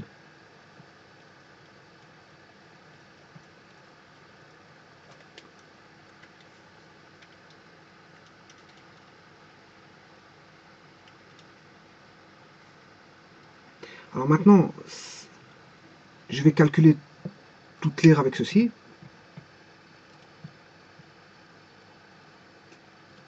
Il faut additionner celui-là, mais enlever 25 douzièmes. Et bien sûr, comme je vous ai dit, quand vous avez calculé tout, il faut faire x2 parce que je n'ai que la partie droite du polygone. Il faut calculer pour la partie gauche aussi. Voilà. Et on va calculer ceci.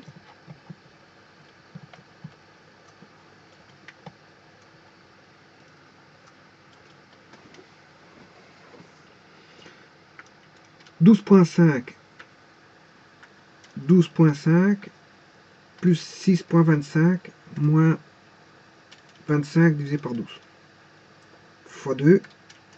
Effectivement, ça fait bien 33,333333. La réponse fait 33,33. Bon, maintenant, ce qui fait, si vous voulez en fraction, c'est 25 demi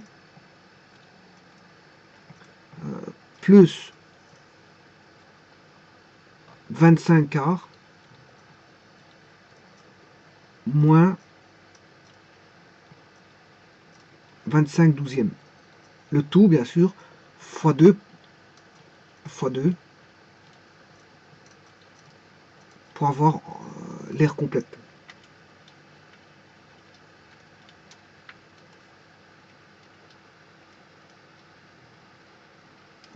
Et le dénominateur commun, c'est des douzièmes. Alors, c'est des douzièmes. Donc, vous mettez tout en douzième. Hein.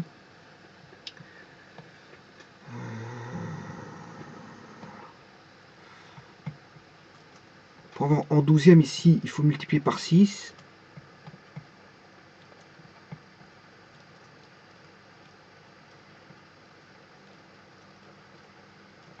Celui-ci par 3.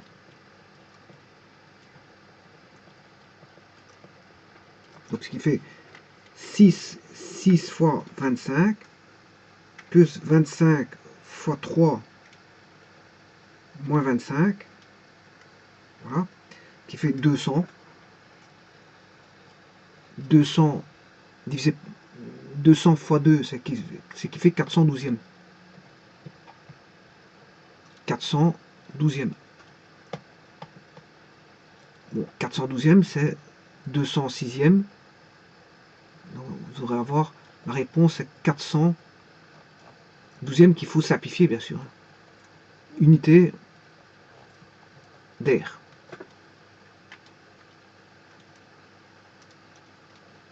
Voilà, qui fait 33,33333. Bon, donc c'est juste. Bon, maintenant, il y a juste une petite chose que je voulais faire. Je l'ai fait ici. La petite aire, là, je l'ai retrouvée avec basse hauteur sur 2. Mais vous pouvez le faire par calcul intégral. Bon, et je vais le faire par calcul intégral. Alors, comment calculer ça par calcul intégral?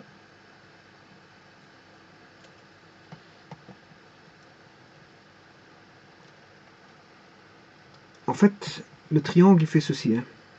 Je vais le dessiner en un peu plus grand. Je vais calculer l'air de là à là. Et puis l'air qui se trouve ici. Alors l'air ici, on sait bien qu'on va aller de 5 quarts à l'intersection, je ne sais plus combien c'était, je ne me rappelle plus. L'intersection c'était en x cette fois-ci. J'ai calculé l'intersection, je vais aller la rechercher ici. 1,67. Ouais. Je peux vous la retrouver. Hein. Moins 4x plus 10. Moins 4x plus 10. Moins 8x. Moins 8x. Moins 10. Donc on aura moins 4, moins 8, moins 12x. Moins 12x égale moins 20. X égale 20 douzièmes, ce qui fait 10 sixièmes. Ce qui fait 5 tiers. 5 tiers, voilà, le point ici. Et le point là, c'est 5 demi. Voilà. Alors, ça c'est la fonction f3. Celui-ci c'est la fonction f1. Donc il faut rajouter, si vous voulez, la somme de deux intégrales. La somme de deux intégrales, c'est l'intégrale de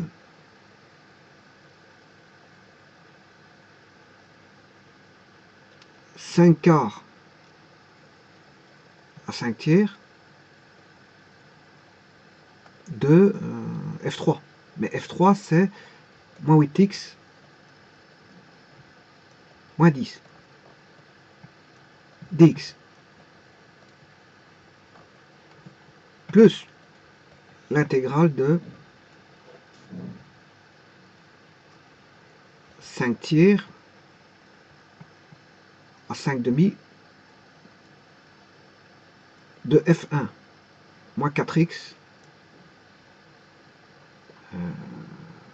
Attention qu'ici c'est plus 8x parce qu'elle monte, ici elle monte, hein. Plus 10 dx.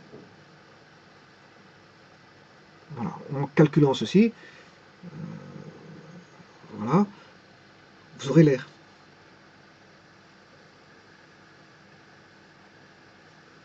Vous aurez l'air. Alors je vous rappelle que la primitive de ceci, c'est 8x carré, 8x carré sur 2. 8x carré sur 2, Si 8 demi x carré, c'est 4x carré. Et la primitive de dx, c'est x. Et le moins 10, il sort du signe primitif.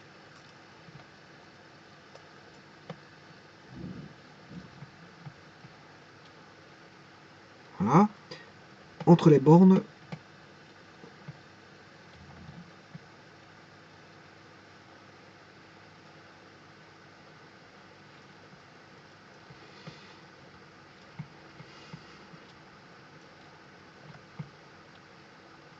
cinq quarts et 5 tiers.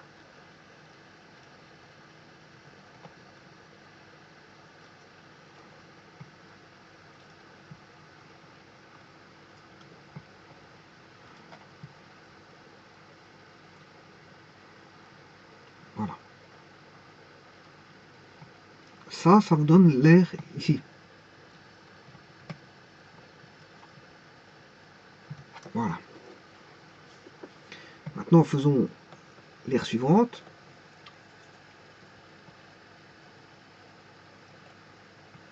On a moins 4x carré sur 2, ce qui fait moins 4x carré sur 2, c'est moins 2x carré, plus 10x.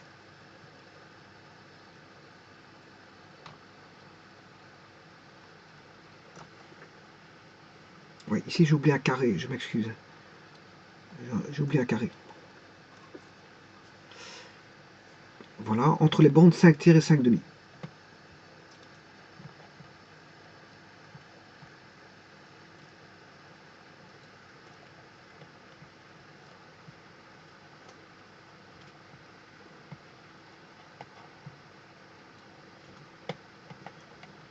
C'est plus facile de faire la surface par voilà, la 5 tiers. Par le triangle, la formule de la surface du triangle, commence à faire ça. Voilà, 5 tiers. Quoique ça peut aller vite, c'est pas ça, mais bon, le fait de l'écrire, ça prend du temps, c'est surtout ça. 5 tiers et 5 demi, voilà. Alors bien sûr, il faut additionner les deux. Voilà, et maintenant on peut y aller, on peut traiter ça. Ça va donner un long calcul, hein. Bon, il faut remplacer toutes les valeurs.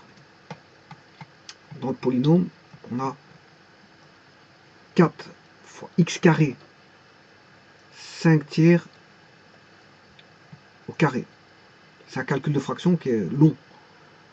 Moins 10 fois 5 tiers.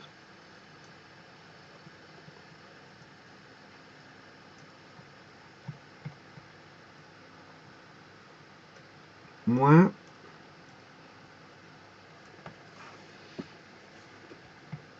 4 fois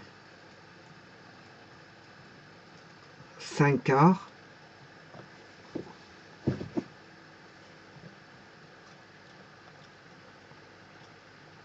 au carré.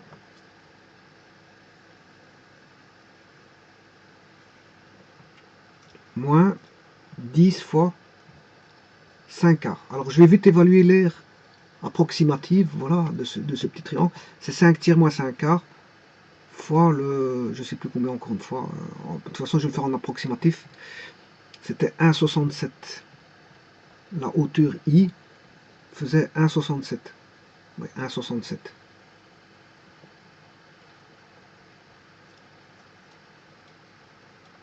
En approximatif pour voir si j'ai plus ou moins bon. Donc c'est 5 tiers fois, enfin 5 tiers moins 5 quarts fois la hauteur 1,67 divisé par 2, on doit trouver environ 0,34. Bon, si je trouve 0,34, en gros, c'est que c'est bon. D'air. Alors, 5 tiers. 5 tiers au carré, c'est 25 neuvièmes. C'est du traitement, hein, je vous le dis, bon, c'est des fractions.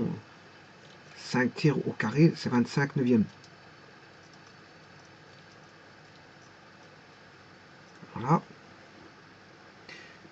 Alors, moins, pour mettre en neuvième ici, je vais multiplier par 3. Par 3 et par 3. Voilà, et maintenant je peux y aller. 4 fois 25 moins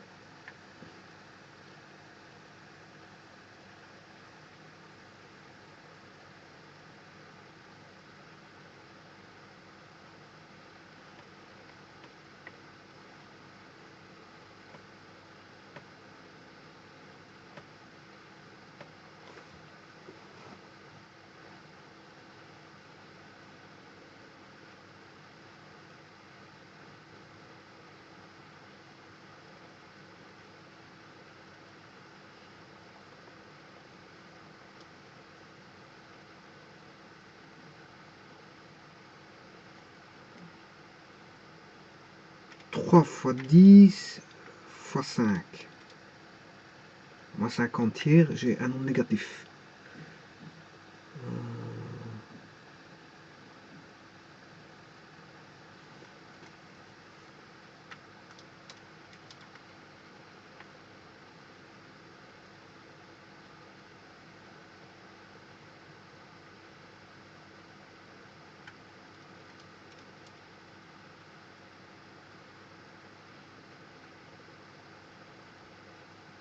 Oui.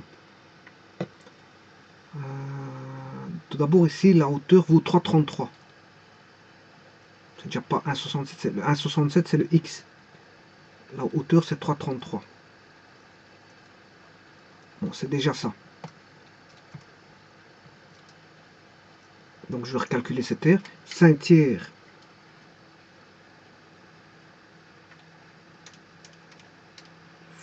5 tiers moins 5 quarts. C'est le calcul de fraction, je m'excuse, mais bon, il y a beaucoup de traitements à faire. 5 divisé par 4, c'est du traitement numérique. Hein. 5 tiers moins 5 quarts. Là j'ai la base, 5 tiers moins 5 quarts, j'ai la base. Voilà. Fois la hauteur 3,33 divisé par 2, voilà, 0,69. L'air ici fait 0,69.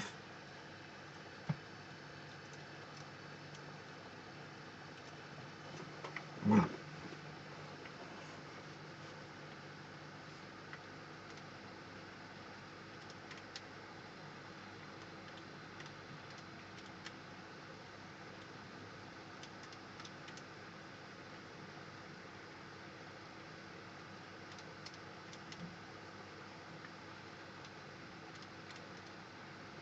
Vous voyez qu'ici on a 5 divisé par 2, 5 divisé par 3 et 5 divisé par 4. Hein. 5. Si vous constatez, c'est chaque fois 5. Bon. Enfin bref, là on n'a pas la question. Donc je vais remplacer par 5 tiers. 5 tiers au carré, ça fait 25 neuvièmes. Fois 4. Moins 10 fois 5 tiers, c'est ça. Et si je mets en neuvième, je multiplie par 3. 5 tiers. Voilà. Donc on a bien un nombre négatif. Hein. Donc je vais calculer ceci. 4 fois 25 moins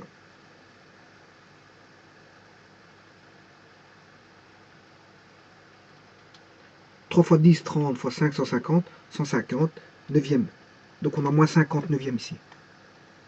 La réponse est moins 50 neuvième. Maintenant je vais regarder ce qui se passe de l'autre côté. Moins, si j'ai moins 4, 5, 5 quarts au carré, 5 divisé par 4 au carré, 5, ça fait 25, 25 16e fois 4, c'est 25 quarts, moins 16 divisé par 4. 16 divisé par 4, ça fait 4, moins 20. Moins 20. Voilà.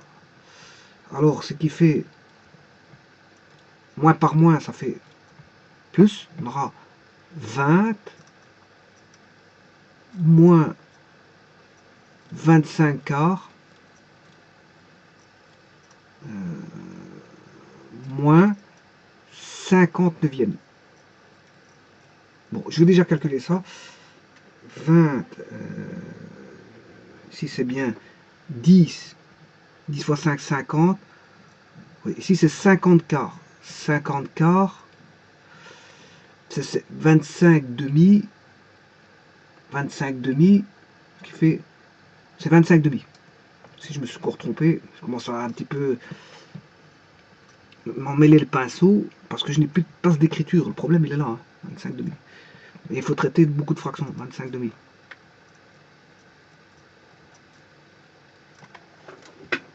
Voilà. Donc ça, c'est 25 demi.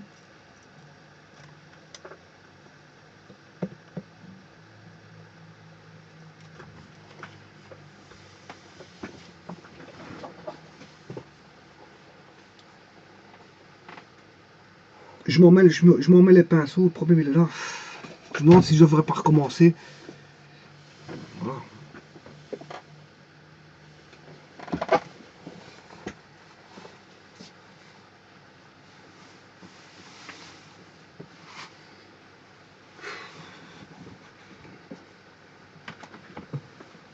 Enfin, je vais vous laisser le calcul là. Bon, il est simple. Hein. Bon, il suffit de remplacer là-dedans les valeurs. Vous savez faire tout comme moi.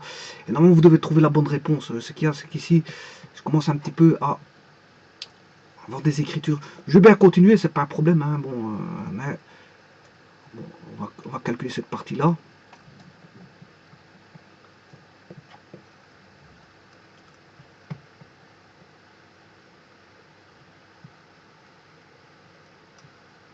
Je vais faire la partie brune, brunâtre. Bon, en faisant de la place, parce que c'est vrai que je n'ai pas beaucoup de place, je m'excuse. Le problème, il est là, c'est que c'est une question de place. Je vais entamer ça, je vais aller à la vite. Parce que c'est vrai que je suis en train de m'entremêler le pinceau et la vidéo passe, le temps dure et les gens, je crois pas qu'ils resteraient à voir quand je réfléchis comme ceci, à vouloir tourner, à calculer des fractions. Bon, ici, il y a juste un petit truc que je voudrais bien remettre à plat, c'est ceci. Et remarquer correctement, voilà.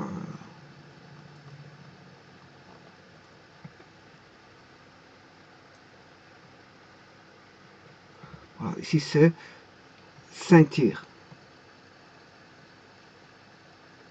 Voilà, on va partir de 5 quarts à 5 tiers. Bon, on va calculer cette aire-là. Donc ce qui veut dire que je vais écrire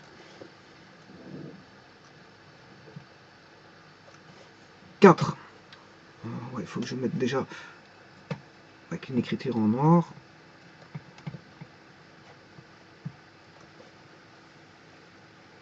Sachant que l'air fait 0,69, hein, je vous l'ai dit. L'air fera 0,69. Alors, on va aller. Voilà, on y va. Donc, c'est 4 fois x carré, ben, c'est 25 neuvièmes. Voilà.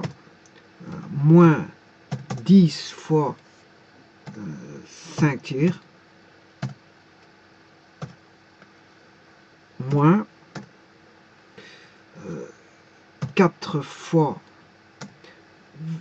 25 16e. Moins 10 fois 5 quarts.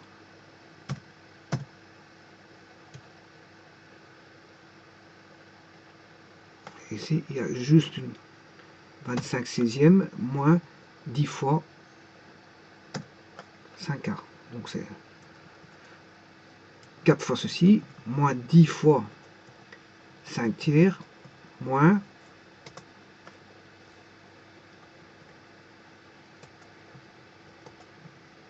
4 fois 25 16e, moins 10 fois 5 quarts, et on ferme la parenthèse ici. Voilà. Et ça, c'est égal à quoi? Ben, ce qui fait 100 neuvième, je calcule directement en neuvième, voilà, moins 50 tiers fois 3, c'est bien 150 neuvième. Ça, c'était bon. Alors, moins Voilà, 4 fois 25, c'est 100. 100 16e. 100 16e. Si je divise par 2, c'est 100 16e, c'est 58e, mais c'est 25 quarts. Voilà, et moins par moins, ça fait plus. Plus 50 quarts. Voilà, c'est le calcul de fraction. Hein, voilà. Alors, 100 moins 150, c'est moins 50 neuvième. Moins 50 neuvième. 50 quarts moins 25 quarts, c'est plus 25 quarts. Voilà. Et ça, c'est égal à... on va mettre en 36e. Voilà. Si je fais x4 ou 18e, hein, je peux mettre en 18e. Non, je m'excuse, 36e. On va mettre en 36e. 50 fois 4, moins 236e. 25 fois 9. 225, 36e.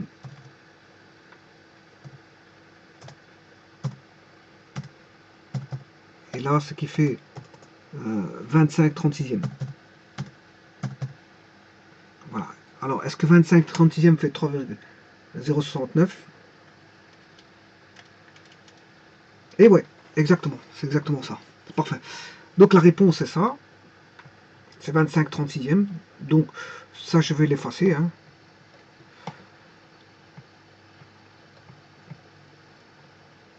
C'est égal à 25 36e. Cette fois-ci, j'ai pas tergiversé, hein, parce que bon, voilà, j'avais pas de place, et en plus de ça, pour écrire, c'est difficile à écrire. Parce que voilà, je préfère écrire avec comme ceci. Alors maintenant, on va faire la deuxième R, qui est ici, qu'il faut enlever. Voilà. Et l'air à enlever, là, c'est F1. Alors je vous rappelle que F1, c'est...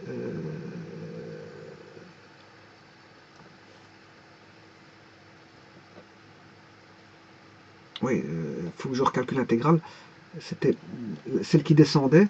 Celle qui descendait, c'est moins 4x plus 10. Ah, moins 4x plus 10. C'est la droite qui descend. Moins 4x, coefficient angulaire descendant, avec l'ordonnée à l'origine, plus 10. Ce qui fait moins 4x carré sur 2. Ce qui fait moins 2x carré. Plus 10x. Voilà, moins 4x carré plus 10x. Moins 4x carré sur 2, ce qui fait moins 2x carré plus 10x. Entre les bornes, 5 tiers, 5 demi. 5 tiers, 5 demi. Alors, je vais d'abord calculer l'aire du triangle. Il va de 5 demi à 5 tiers. Donc, je vais faire la base vaut 5 demi moins 5 tiers.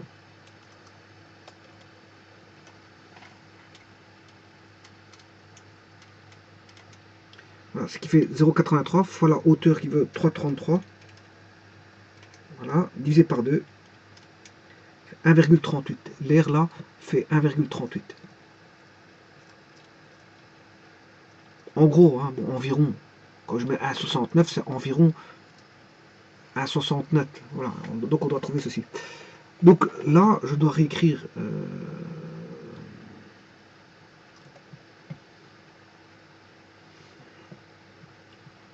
le calcul de fraction, c'est moins 2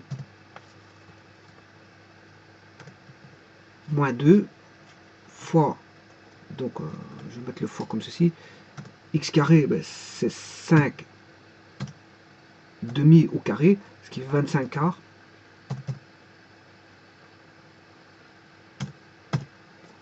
25 quarts plus 5 demi.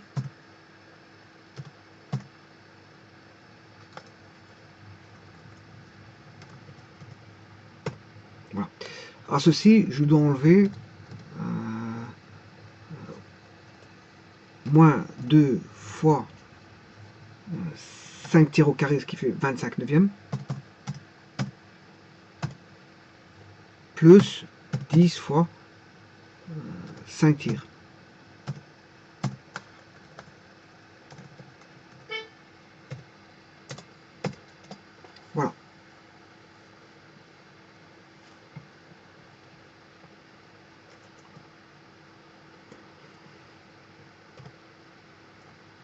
5 demi moins 2x, voilà, moins 25 neuvième, 25 quarts, plus 5 demi. Et ici j'ai oublié un 10, 10 fois 5 demi. Et là, là, tout est bon. On peut y aller. Moins 2 fois 25 quarts, c'est moins 50 quarts. Moins 50 quarts. Plus 50 demi, ce qui fait plus 100 quarts. Moins par moins, ça qui fait plus 50 neuvième. Plus, il y a un moins devant la parenthèse, moins 50 tiers. Voilà, moins 50 tiers. Alors 100 quarts moins 50 quarts, ce qui fait 50 quarts. 50 neuvième moins 50 tiers, ce qui fait 50 moins 100, ce qui fait moins 50 neuvième. Voilà, et je mets calculer en 36e. Alors 50 quarts fois 9, 50 fois 9, ça fait 50 fois 9, ce qui fait 450, 36e. Moins 50, 50 fois 4, ce qui fait moins 236e. Ce qui fait au total 450 moins 200, ce qui fait 250 36e. Bon. Alors, 250. Oui, ça c'est vraiment pas bon. Hein. C'est vraiment pas bon. 450 moins 200. Ça fait 250.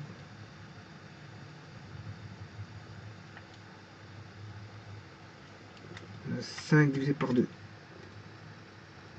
Moins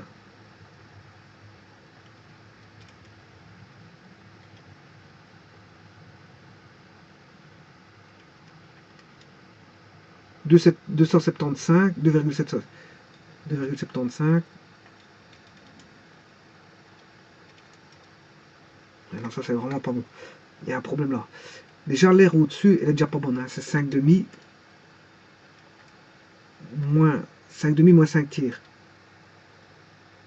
5 demi moins 5 divisé par 3. Voilà, fois 3,33. Ouais, divisé par 2. Ce qui fait un 38. Je dois trouver un 38. Je n'ai pas trouvé ça. Donc il y a un petit problème quelque part.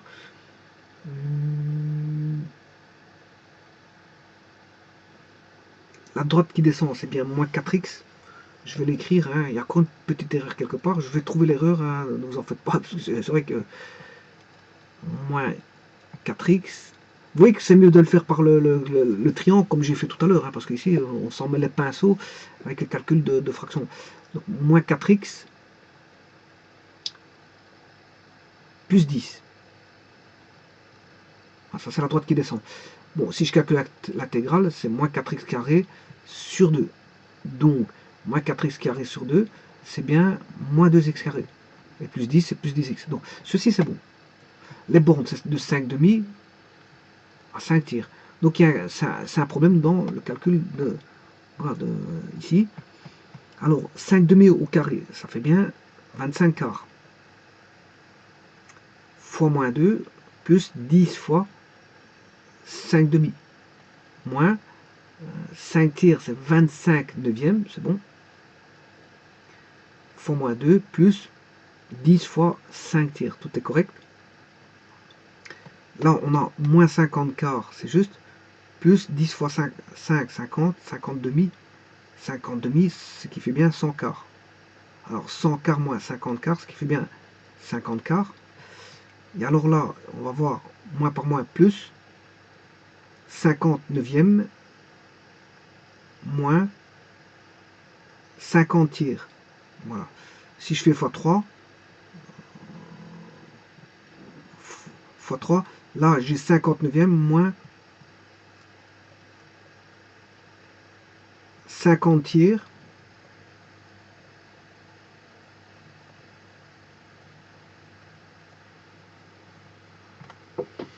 ce qui fait 50 tiers, 59e moins 159e. Ce qui fait moins 109e. Voilà, là le problème il est là, c'est moins 109e. Voilà. Donc je recommence à partir de là. Vous voyez qu'une fois qu'il y a une erreur qui s'introduit, ça devient lourd. Hein. Et là, ça commence à devenir un petit peu lourd pour le calcul. Hein. Voilà. Donc ce qui fait moins 50 plus 50, ce qui fait 50 quarts. 50 quarts. Et 50 neuvième moins 150 neuvième, ce qui fait moins 100 neuvième. Voilà. Et maintenant, je peux mettre tout en 36e. Ce qui fait 2 fois 5, 45. 450 36e moins 436e, ce qui fait 50 36e. Et là, c'est déjà plus raisonnable, en espérant que ce soit ça cette fois-ci, et que c'est la bonne. 50 divisé par 36, 1,38. Voilà, on y est arrivé. Bon, ce qui veut dire que là, la réponse fait 50 36e. Voilà, et donc l'aire totale de ce triangle là, bon, donc ça c'est l'aire qui est ici. C'est l'aire là. Maintenant, la somme des deux aires, c'est la somme des deux. C'est-à-dire 50 36e plus 25 36e, c'est-à-dire on a 75 36e. Voilà, et 75 36e fait 2,08 et 2,08 c'est 1,38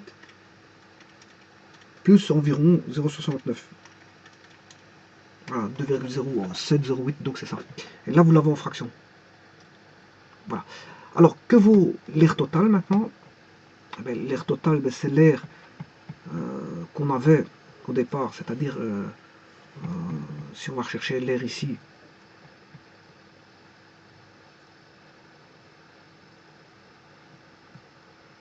« 12 cinquièmes et 6 25e. 12 cinquièmes, c'est 25 demi. C'est 25 demi plus 25 quarts plus 75 moins 75 30e. Le tout multiplié par 2. Le tout multiplié par 2.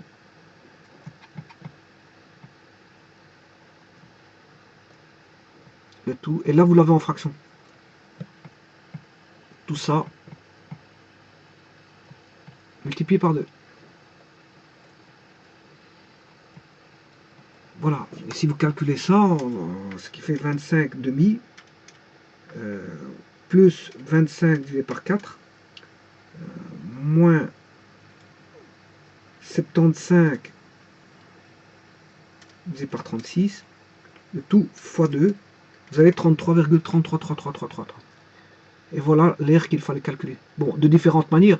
J'ai pris mon temps pour vous montrer beaucoup de choses, parce que normalement, on facilite la tâche par le calcul. Si vous savez calculer l'aire directement par base fois hauteur sur 2, vous le faites. Hein. Il n'y a pas besoin de calculer de calcul intégral et d'aller vous tromper comme je me suis un petit peu emmêlé les pinceaux avec les fractions, parce que bon, voilà, les fractions, voilà, il suffit d'une petite erreur pour vous entremêler les pinceaux. C'est ce qui s'est passé ici. Donc faites-le si nécessaire avec voilà, le calcul de base fois la hauteur. En faisant ça, vous avez l'air là. Puis base fois la hauteur, vous avez l'air ici. Et là, tentez de le faire par base fois hauteur ici. Pourquoi pas? Ici. Et là, vous enlevez ceci. Et ça, c'est le 75 36e. Maintenant, si vous devez le faire par calcul intégral, vous faites comme j'ai fait. Mais c'est un risque d'erreur au niveau du calcul de fraction. Hein. C'est un risque d'erreur au niveau des calculs de fraction. Voilà, je vous remercie beaucoup. Je m'excuse pour cette je veux dire, j'aurais dû commencer directement à écrire par des écritures, voilà, avec ceci, avec l'écriture, voilà, A, B, C, voilà, pour le calcul de fraction, plutôt que de commencer à écrire avec voilà, le pointeur de souris. Je m'en excuse parce que c'est vrai que j'ai quand même, à un moment donné, de toute façon, vous savez, c'est une vidéo, vous savez la zapper. Hein. Vous savez zapper d'un temps X à un temps Y pour aller vers la fin. C'est ça qui est bien dans les vidéos. Donc, je peux me tromper comme je veux, rester une heure. Ce qui peut se passer, c'est que vous devez, à ce moment-là, prendre voilà, le curseur et l'avancer vers l'avant.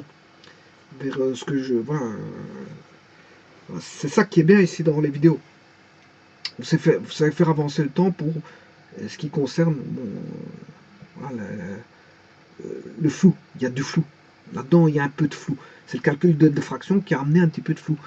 Parce qu'il y a une erreur qu'il faut rechercher. Il faut débugger l'erreur. C'est comme quand vous débuguez, vous commencez à rechercher. Vous savez pas ce que ça se trouve. Elle est où l'erreur? On n'en sait pas plus. Il faut débugger. Ça prend du temps. Voilà, il faut remettre les choses en place. Ça prend du temps. Je m'en excuse. L'erreur, c'est ça. Se tromper, c'est ça. On cherche où on s'est trompé. Et parfois, on se trompe une fois, on peut se tromper une seconde fois, une troisième fois. Mais le tout, il faut persévérer pour éviter, je veux dire, cette erreur, la rechercher, la retrouver et mettre tout correctement. C'est ce qui s'est passé ici. Donc, c'est pas parce que j'ai fait une erreur que je me suis arrêté, loin de là. J'ai fait en sorte d'aller le plus loin possible pour retrouver cette erreur de fraction. C'est un bête calcul de fraction, mais encore faut-il, je veux dire, faire très attention à tout, parce qu'il y a tellement de valeurs là-dedans qu'on peut se tromper. Bon, vous voyez que parfois j'oubliais des valeurs, voilà. Retenir un rythme comme celui-ci, si vous n'avez qu'une question comme ça va. Si vous avez 5-6 questions comme ça, je pourrais me croire qu'à un moment donné, le rythme, vous l'avez peu, vous allez faire beaucoup d'erreurs. Hein. Le rythme, pour avoir un rythme, il faut un petit peu, je veux dire, voilà.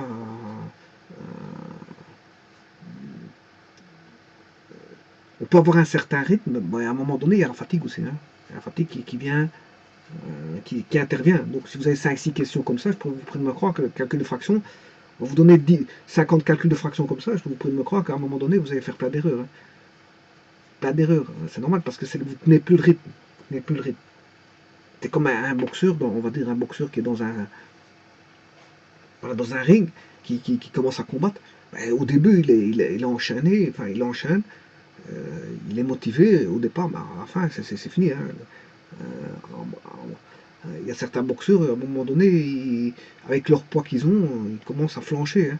Ils ont un poids, ils ont un rythme, ils ont maintenu un rythme au départ et qu'ils n'arrivent plus à tenir à la fin. Donc à ce moment-là, qu'est-ce qui se passe? Ben, ils commencent à flancher. Ici, c'est un peu la même chose. Si vous faites trop de calculs, au niveau des calculs, vous allez commencer à flancher, faire des erreurs, commencer à faire des erreurs. Voilà, ceci étant dit, de toute façon, ici, vous pouvez avancer la vidéo, il n'y a aucun problème. Le résultat a été trouvé par GeoGebra et voilà, par calcul manuel. Voilà, je vous remercie beaucoup.